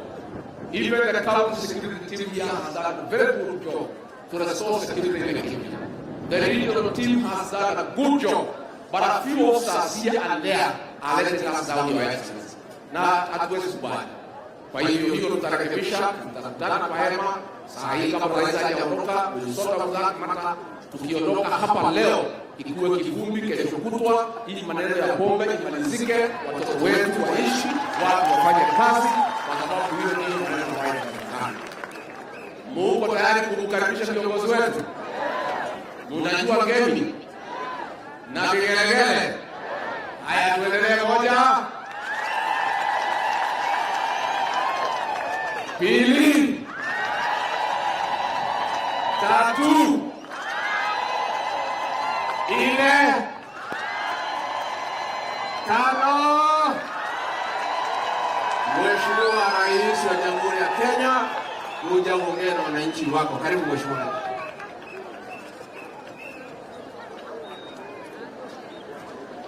Asanteni sana. Tafadhali tunaweza kuketi chini watu wa Laikipia. Viongozi wote wenzangu, watu wa Laikipia hamjambo. Rumuruti hamjambo. Bwana Yesu asifiwe. Hebu mnisalimie hewani hivyo. Bwana Yesu asifiwe. Kwanza mimi nataka nichukue nafasi hii kwa sababu nimekuja hapa Laikipia. Hii ni mara yangu ya 3 baada ya uchaguzi. Wacha nirudie tena nikiwa hapa Rumuruti kwa watu wa Laikipia. Tulikuja tukaomba kura zenu, mkatupatia. Kwa niaba yangu na timu yetu hapa, kutoka MCA, wabunge wenu, gavana wenu, senator, women rep, deputy wangu na mimi, tunasema asante sana kwenu kwa kura zenu. Watu wa Laikipia wamenisikia, narudia kusema asante sana. Tulikubaliana na nyinyi watu wa Laikipia wakati tulisimama hapa kwa roundabout. Tukakubaliana ya kwamba baada ya uchaguzi kazi ndio itaendelea. Na tulikubaliana kitendawili haitaanza. Ni kweli ama si kweli? Na kwa sababu tulikubaliana kazi ndio itaendelea, mimi nawashukuru sana, kwa sababu rekodi tuko nayo ni kwamba kazi ya wananchi katika kaunti yetu ya Laikipia inapiga hatua ya kwenda mbele. Tulikubaliana kwanza ya kwamba kila mtoto wa Kenya apate nafasi ya kusoma, na hatutaki mtoto abaki nyumbani kwa sababu hakuna usalama ama kwa sababu hakuna mpango ya kutosha ya masomo ya watoto wetu. Na ndio sababu mwaka uliopita tumeweka pesa nyingi zaidi katika mpango wa elimu ya watoto wa Kenya. Tumeajiri walimu 56,000 wapya kusomesha watoto wa taifa letu la Kenya. Mimi nawauliza watu wa Laikipia, tena nirudie, kila chief, kila assistant county commissioner, kila county commissioner na viongozi wote wa makanisa na vijiji, tuhakikishe kila mtoto ambaye amefika umri wa kwenda shule anaenda shuleni, kwa sababu tumeweka pesa nyingi kama serikali kwa masomo ya watoto wa Kenya. Na hakuna ile jambo tunaweza kuwapatia watoto wetu the greatest empowerment any society or any nation can give to its citizen is empowerment through education. Tunaweka pesa kila mwaka bilioni 650 kusomesha watoto wa Kenya. Wewe kama mzazi, kama unachelewesha mtoto wako hajaenda shule, utakuwa unaenda hasara, kwa sababu serikali tayari imeweka pesa ya kutosha kusomesha watoto wa Kenya. Kama kutakuwa na matatizo ya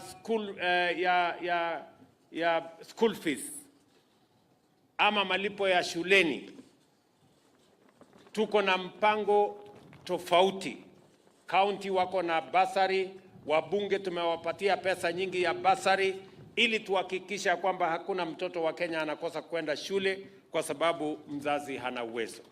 Jambo la pili, tulikubaliana na nyinyi ya kwamba hatuwezi kuwa ni nchi huru ili hali tuko katika mtego na tuko katika mahali ambapo ni nchi ambayo imeshikwa mateka na njaa. Tukakubaliana lazima tusaidie wakulima, lazima tuwe na mpango ya sawasawa kuhakikisha kwamba tunazalisha chakula ya kutosha, ndio Kenya iweze kupata chakula, tuondoe njaa katika taifa letu.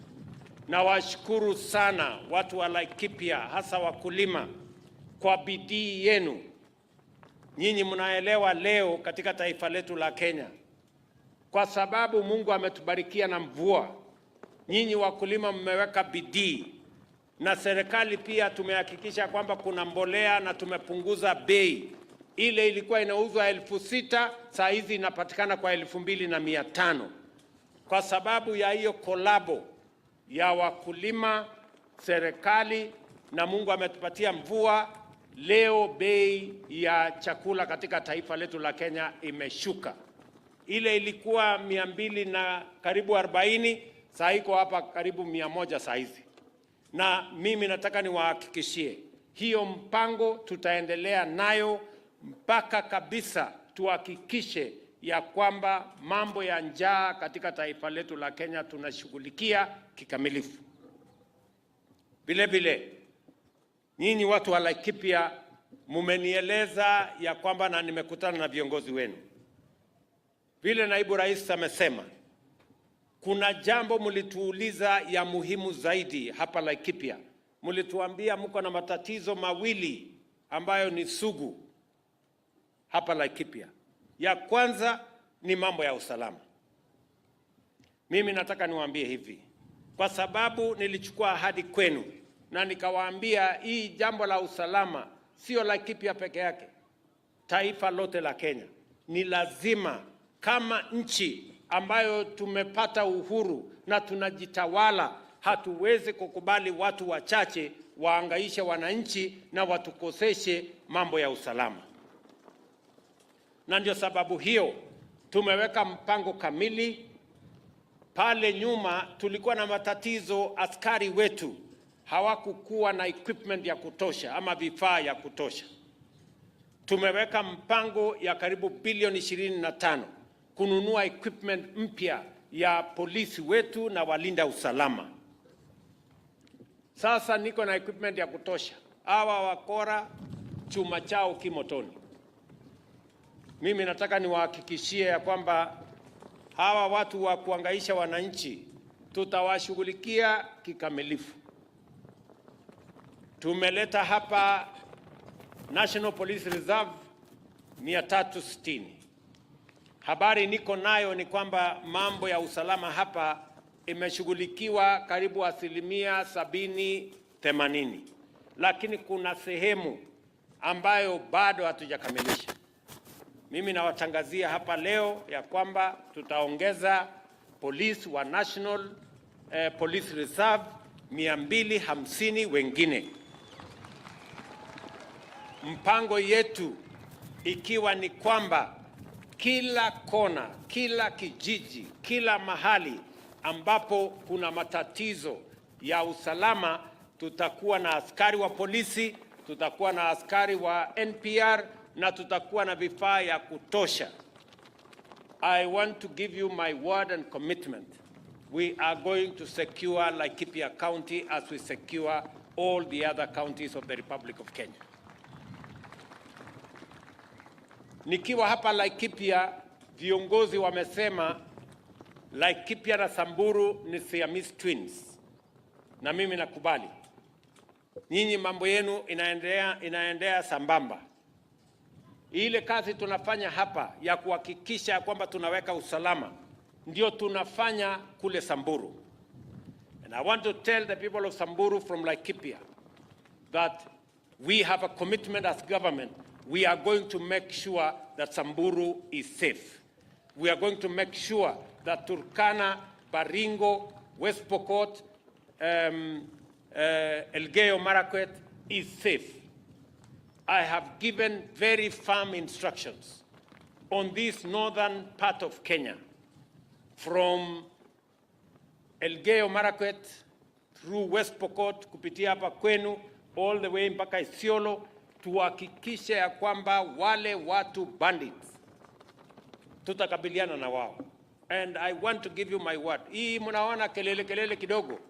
Hii ni the last kicks of a dying horse. We are going to finish with these people and we are going to secure our country, kwa sababu hakuna vile mambo inaweza kwenda mbele kama wananchi hawana usalama. Lazima tuweke na tudhibiti mambo ya usalama. Na wauliza viongozi, na wauliza wananchi, tushirikiane, msifiche wakora, msifiche wezi, msifiche wale wanatuharibia mambo ya usalama. Kama mtu ni mkora, kama ni bandit, kama ni mwizi wa ng'ombe, mtuambie ndio tukabiliane na yeye. Tuko na mahali ya kupeleka wezi wote. Na mnajua ni mahali gani? Si namna hiyo? Yes. Mulituambia tena jambo la pili ya muhimu hapa Laikipia.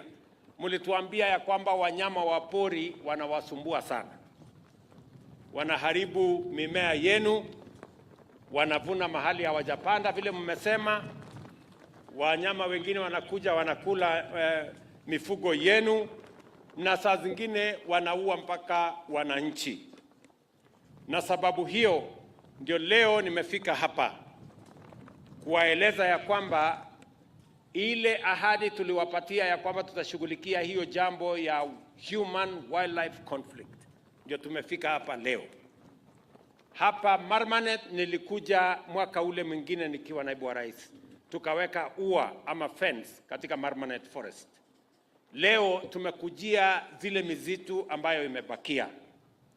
Hapa kwenu tutajenga kilomita 100 mpya ya ua ya stima ambayo itazuia hawa wanyama wakae porini na nyinyi muendelee na kilimo na maisha yenu. Mimi natoa amri kwa wizara wafanye mapping ya all areas that require fencing, ili tuwe na mpango kamili kama serikali ya vile tutahakikisha in the next 5 years we must have fenced off all our forests, all our areas that require fencing, so that we can eliminate the challenge of human wildlife conflict and the attendant problems and challenges and financial implications that come with that problem. So Mutua na team yako, mutupatie hesabu ya kilomita ngapi ya fence inatakikana, pesa ngapi inatakikana, ndio tupange vile tutahakikisha kwamba hii problem tunaiondoa kwa kikamilifu na isirudi tena ikaangaisha wananchi wa taifa letu la Kenya. So watu wa Laikipia, mimi nataka muelewe na mjue ya kwamba tumeweka hiyo mpango kamili vizuri, na mimi nataka muelewe ya kwamba tutashirikiana pamoja na nyinyi katika kuhakikisha kwamba hiyo kazi yote inasonga mbele. Hapa vile vile ndio tumefika na mambo ya compensation. Kuanzia 2018 karibu miaka 7 hatujapata nafasi ama serikali haijatoa pesa ya compensation. Last year tulitoa milioni 900. Leo nimefika hapa katika hiyo mpango ya wananchi wengine ambao tutawalipa kuanzia leo shilingi milioni 960. Mimi nataka niwatangazie hivi ya kwamba kama tunataka kuhakikisha kwamba wananchi wanajumuishwa na wanajumuika katika kuhakikisha ya kwamba wanyama wanaishi na sisi zote tunaishi kwa pamoja, ni lazima wananchi wawe katikati ya mpango, ndio wananchi wawe beneficiaries wa kwanza kwa mambo ya wanyama wa pori. Na ndio sababu hiyo we must be definite and intentional on making sure that the whole conservation idea and concept has people, citizens at the core and at the center of any meaningful, sustainable conservation agenda, plan, and effort. And that is why we've come here to do 3 major things. Number 1, to make sure that we implement our plan on fencing, to make sure that in areas where there is potential for human-wildlife conflict, we have a proper fencing mechanism that separates human beings from wildlife so that we can eliminate the attendant costs of human-wildlife conflict. That plan is not just about Laikipia. We are going to construct, Mutua has said 350 kilometers. My information, Mr. Mutua, looking at the numbers, you can do 400 kilometers. And I know you have the capacity to navigate and innovate and build 400 kilometers with the 300 million shillings that you have. I want you to plan on the whole program so that we know how much fence do we need to put up, how much it costs, so that we can have a plan. In the next 5 years, we must conclude the program of fencing and make sure that we eliminate this challenge of human-wildlife conflict in a meaningful way, and also use it as an opportunity for us to restore our degraded conservation areas, especially in our water towers and water catchment areas and wetlands. Jambo la pili, vile vile tumefika hapa leo, ni kuhakikisha kwamba we move forward the needle on matters conservation, and by making sure that we roll out our compensation plan and program. Last year, it was started in Taita Taveta County. Today, we have moved it here to Laikipia County, and my instructions are as follows. We have close to 17,000 already assessed and verified cases of human-wildlife conflict with a cost of 7 billion shillings. We have so far compensated 4 billion shillings by the end of this compensation today. The others that are pending, almost 7,000 cases that have already been verified, my instructions are we should compensate those people in the next 60 days. We shouldn't wait for another 1 year. So, Bwana Mutua, team yako na wale wote ambao mko katika hiyo space, tumekubaliana na nyinyi, mwende mketi chini, kuna kazi lazima ifanyike. Nimemwambia leader of majority awashughulikie kule bunge. Bwana Kareke na team yako mko hapa, mkamilishe maneno ya ile regulations, so that in the next 60 days, we should compensate another 7,000 Kenyans who require 3 billion shillings, so that we can ensure that we build confidence between the public and conservation, so that we can recruit them, knowing very well that if wildlife get into their way, if wildlife destroy their property, if wildlife are engaged in human beings, there is a mechanism for people to be compensated. Vile vile, mnajua tumebadilisha sheria sasa. Zamani mtu akiuawa na ndovu alikuwa analipwa shilingi 200,000. Tumesema kama serikali sasa, mwananchi akiuawa na ndovu tunamlipa shilingi 500,000. Na ama mnyama yeyote. Na pale mbele hapo katikati mwananchi akiumizwa na ndovu tumeweka graduation. Ingine watalipwa 3 milioni, ingine 2 milioni, kama amekumiza zaidi tunapigisha 4 milioni. Bora hujasafiri kwenda ile safari ya mbele ya kwenda mbali. Bora bado huko area tunakushughulikia. Sema hiyo. Na vile vile mambo ya snake bites na yale mengine, so tunapangana pamoja na nyinyi.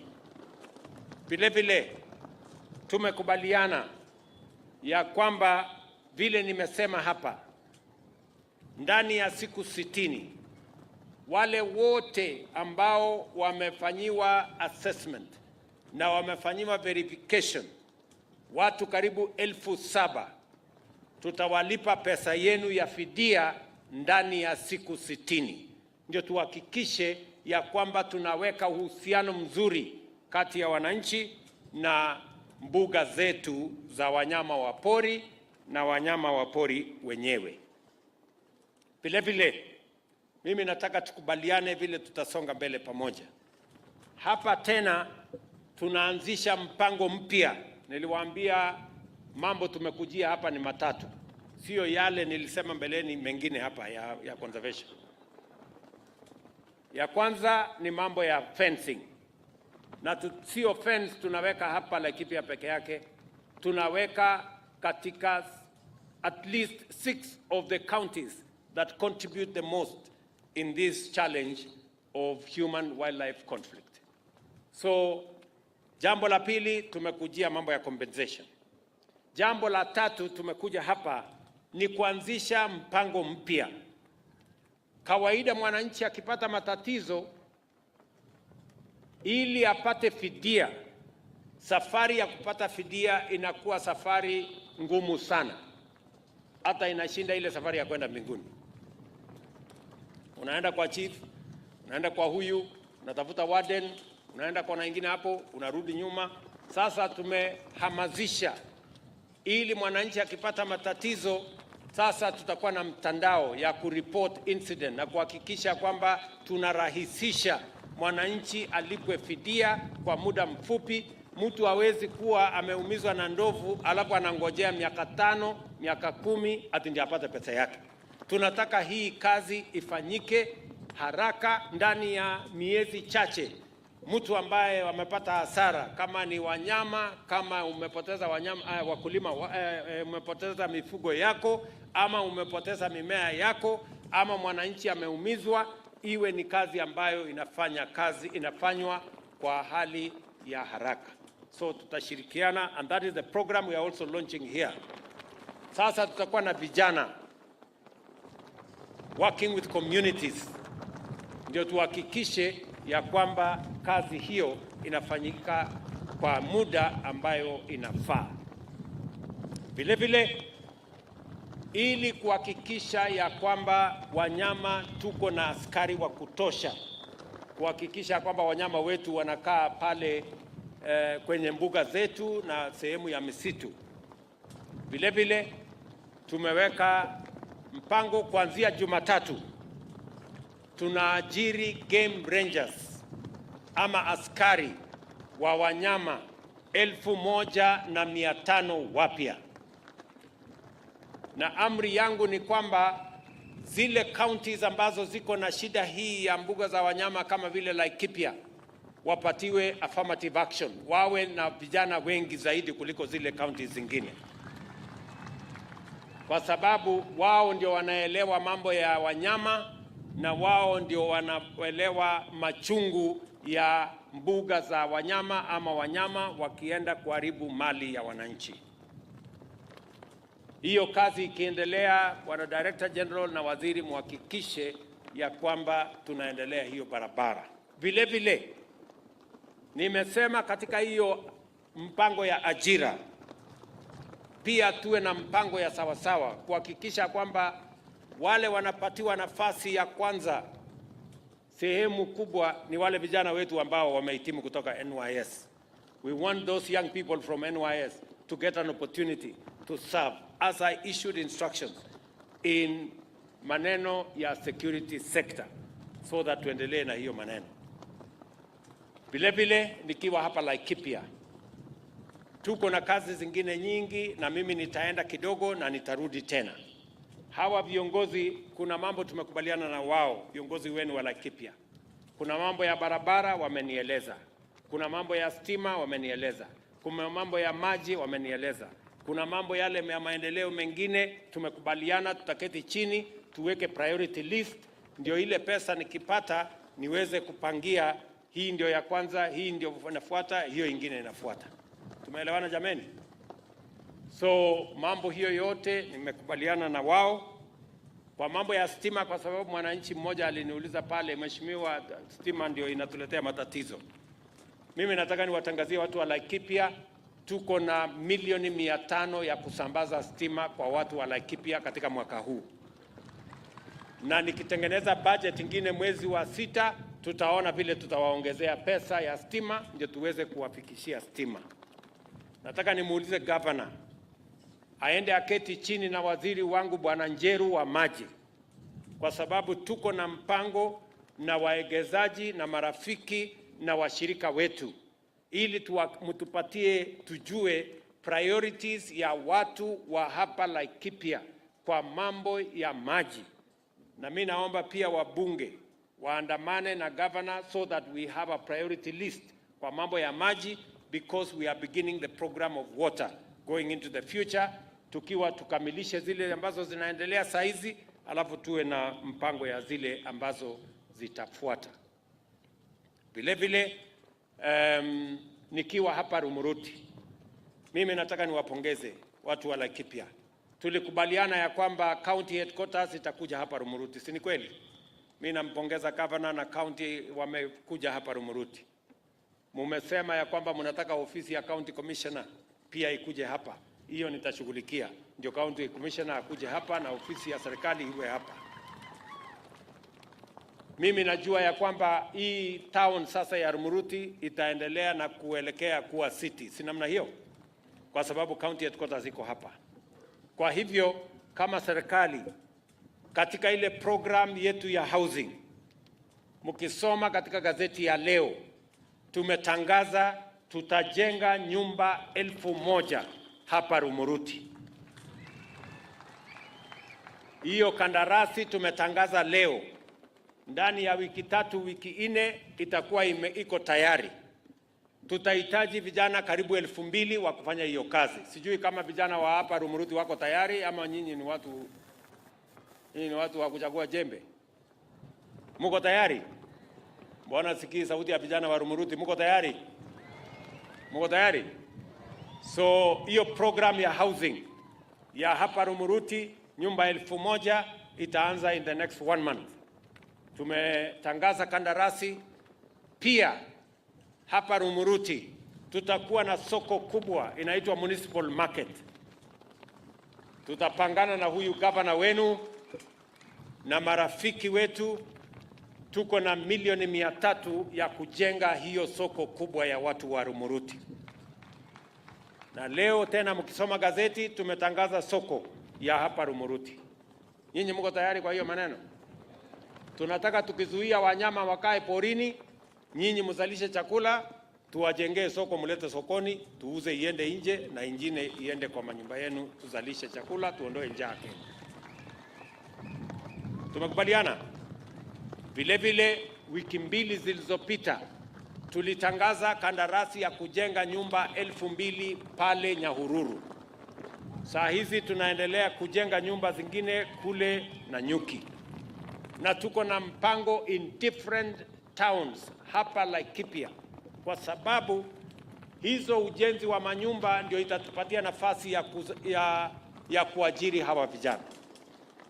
Mimi nikiongea na nyinyi saa hizi Kenya mzima tuko na vijana zaidi ya 1140 wanafanya kazi katika program ya housing. Kwa sababu nilikubaliana na nyinyi, lazima tuwe na mpango ya serikali ya kuzalisha ajira ndio vijana wetu wapate mahali ya kujishikilia, waweze kufanya kazi, wajisimamie, wasimamie familia zao na tuweze kujenga Kenya kwa pamoja. Vile vile tumekubaliana sasa tutaanza registration ya Social Health Insurance Fund. Tulikubaliana na governor hapa tutakuwa na community health promoters. Hawa community health promoters hawa mnaona wako na nguo ya blue hapa na wengine karibu wako ngapi governor Laikipia? 1,100 hawa community health promoters. Na tutaanza kulipa hawa pesa zao na watushughulikie kila kijiji. Tunataka tuwe na community health promoter ambaye atashughulikia mambo ya afya ya wananchi. Watatupatia habari, matatizo ni gani, magonjwa ni gani, hospitali gani iko na shida, dispensary gani iko na shida, health center gani inahitaji nini, ndio tuhakikishe ya kwamba mwananchi apate huduma ya matibabu. Vile vile mnajua sasa tumebadilisha sheria, na sheria mpya tutaanza kufanya registration ya wananchi. Mimi nawauliza wananchi, hiyo program ikianza muwe mstari ya mbele, kwa sababu hiyo program ndio itahakikisha ya kwamba hakuna Mkenya tena atauza mali yake ama auze ng'ombe ama auze shamba ati aende alipe bili ya hospitali. Mambo ya hospitali itashughulikiwa na mpango ya serikali tukienda mbele. It is a commitment we made to the people of Kenya. It is a commitment we intend to keep. And that is how we are going to move the country forward. So, wananchi wa Laikipia, mimi nimefurahi sana kufika hapa siku ya leo. Nataka nipongeze all the people involved in this space. Nilikuwa na taarifa hapa ya kusoma. Lakini nimefurahi ya kwamba mambo yale mengine yote nimeyasema, na nafikiri tumekubaliana ya kwamba tutasonga mbele tukiwa pamoja. I want to emphasize that as an administration, our plan is to ensure that conservation is sustainable. And for it to be sustainable, it must be a partnership between government, the people, private sector, conservation agencies, and all of us must work together and put the people at the center of our plan to make sure that whatever benefits accrue, the people must be in the sharing formula. We must make sure that the people are central to our compensation plan so that the people can see the benefit of working with conservation to ensure that it is sustainable and it is beneficial to both conservators, but most importantly, to the people themselves. So tutashirikiana hivyo, tutafanya kazi hivyo kwa pamoja, na mimi nataka niwahakikishie watu wa Laikipia hii safari tunatembea kwa pamoja. So mimi sitaenda muda mrefu sana, nitarudi tena hapa Laikipia. Mimi nawatakia heri. Na mimi nafurahi sana watu wa Laikipia, nyinyi ni watu wa maana kwa sababu mnaishi pamoja kama ndugu moja. Laikipia hapa tuko na jamii nyingi, na hawa jamii wote wanaishi kama ndugu moja, watu wa taifa moja, taifa la Kenya. Na mimi nataka niwahakikishie serikali ya Kenya itasimama kidete na nyinyi, ihakikisha kwamba haki ya watu wa Laikipia inapatikana, watoto wenu wanasoma, mnafanya biashara, mnazalisha kilimo, tunajenga uchumi, ndio Kenya iweze kusonga mbele tukiwa pamoja. So asanteni sana watu wa Laikipia, ninawapenda sana, nawatakia heri, Mungu awabariki. Thank you very much. God bless you.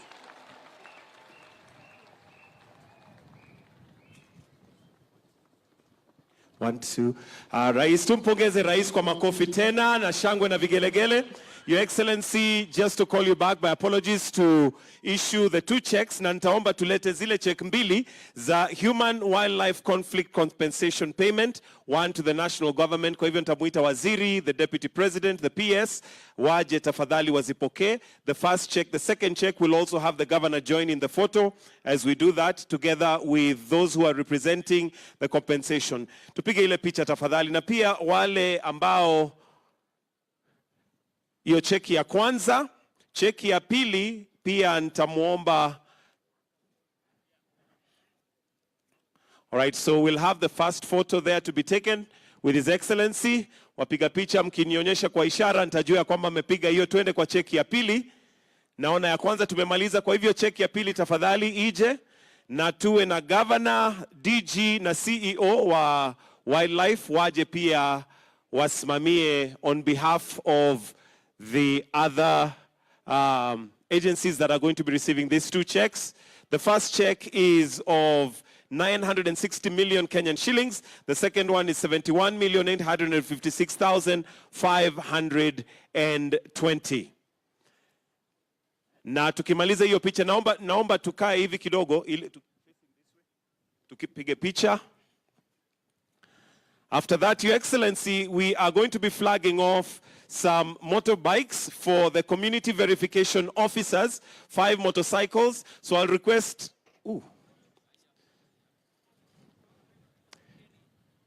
so nitaomba tafadhali wengine tunaweza kuondoka, tumwache rais pamoja na waziri for the flagging off of the motorbikes.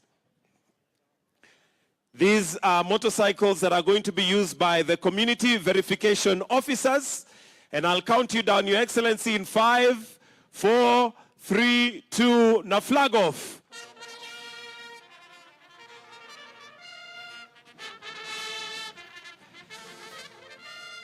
Na hapo rais ndio tunamalizia. I'll request that the rest of us, or there is a gift from Ushanga, that is from the Ushanga group, a gift for His Excellency the President, after which we shall then request all of us to exit the stage and leave His Excellency. Na niombe wale ambao tafadhali tumeketi tuweze kusimama wima, tumalizie kwa wimbo wa taifa. Wimbo wa taifa.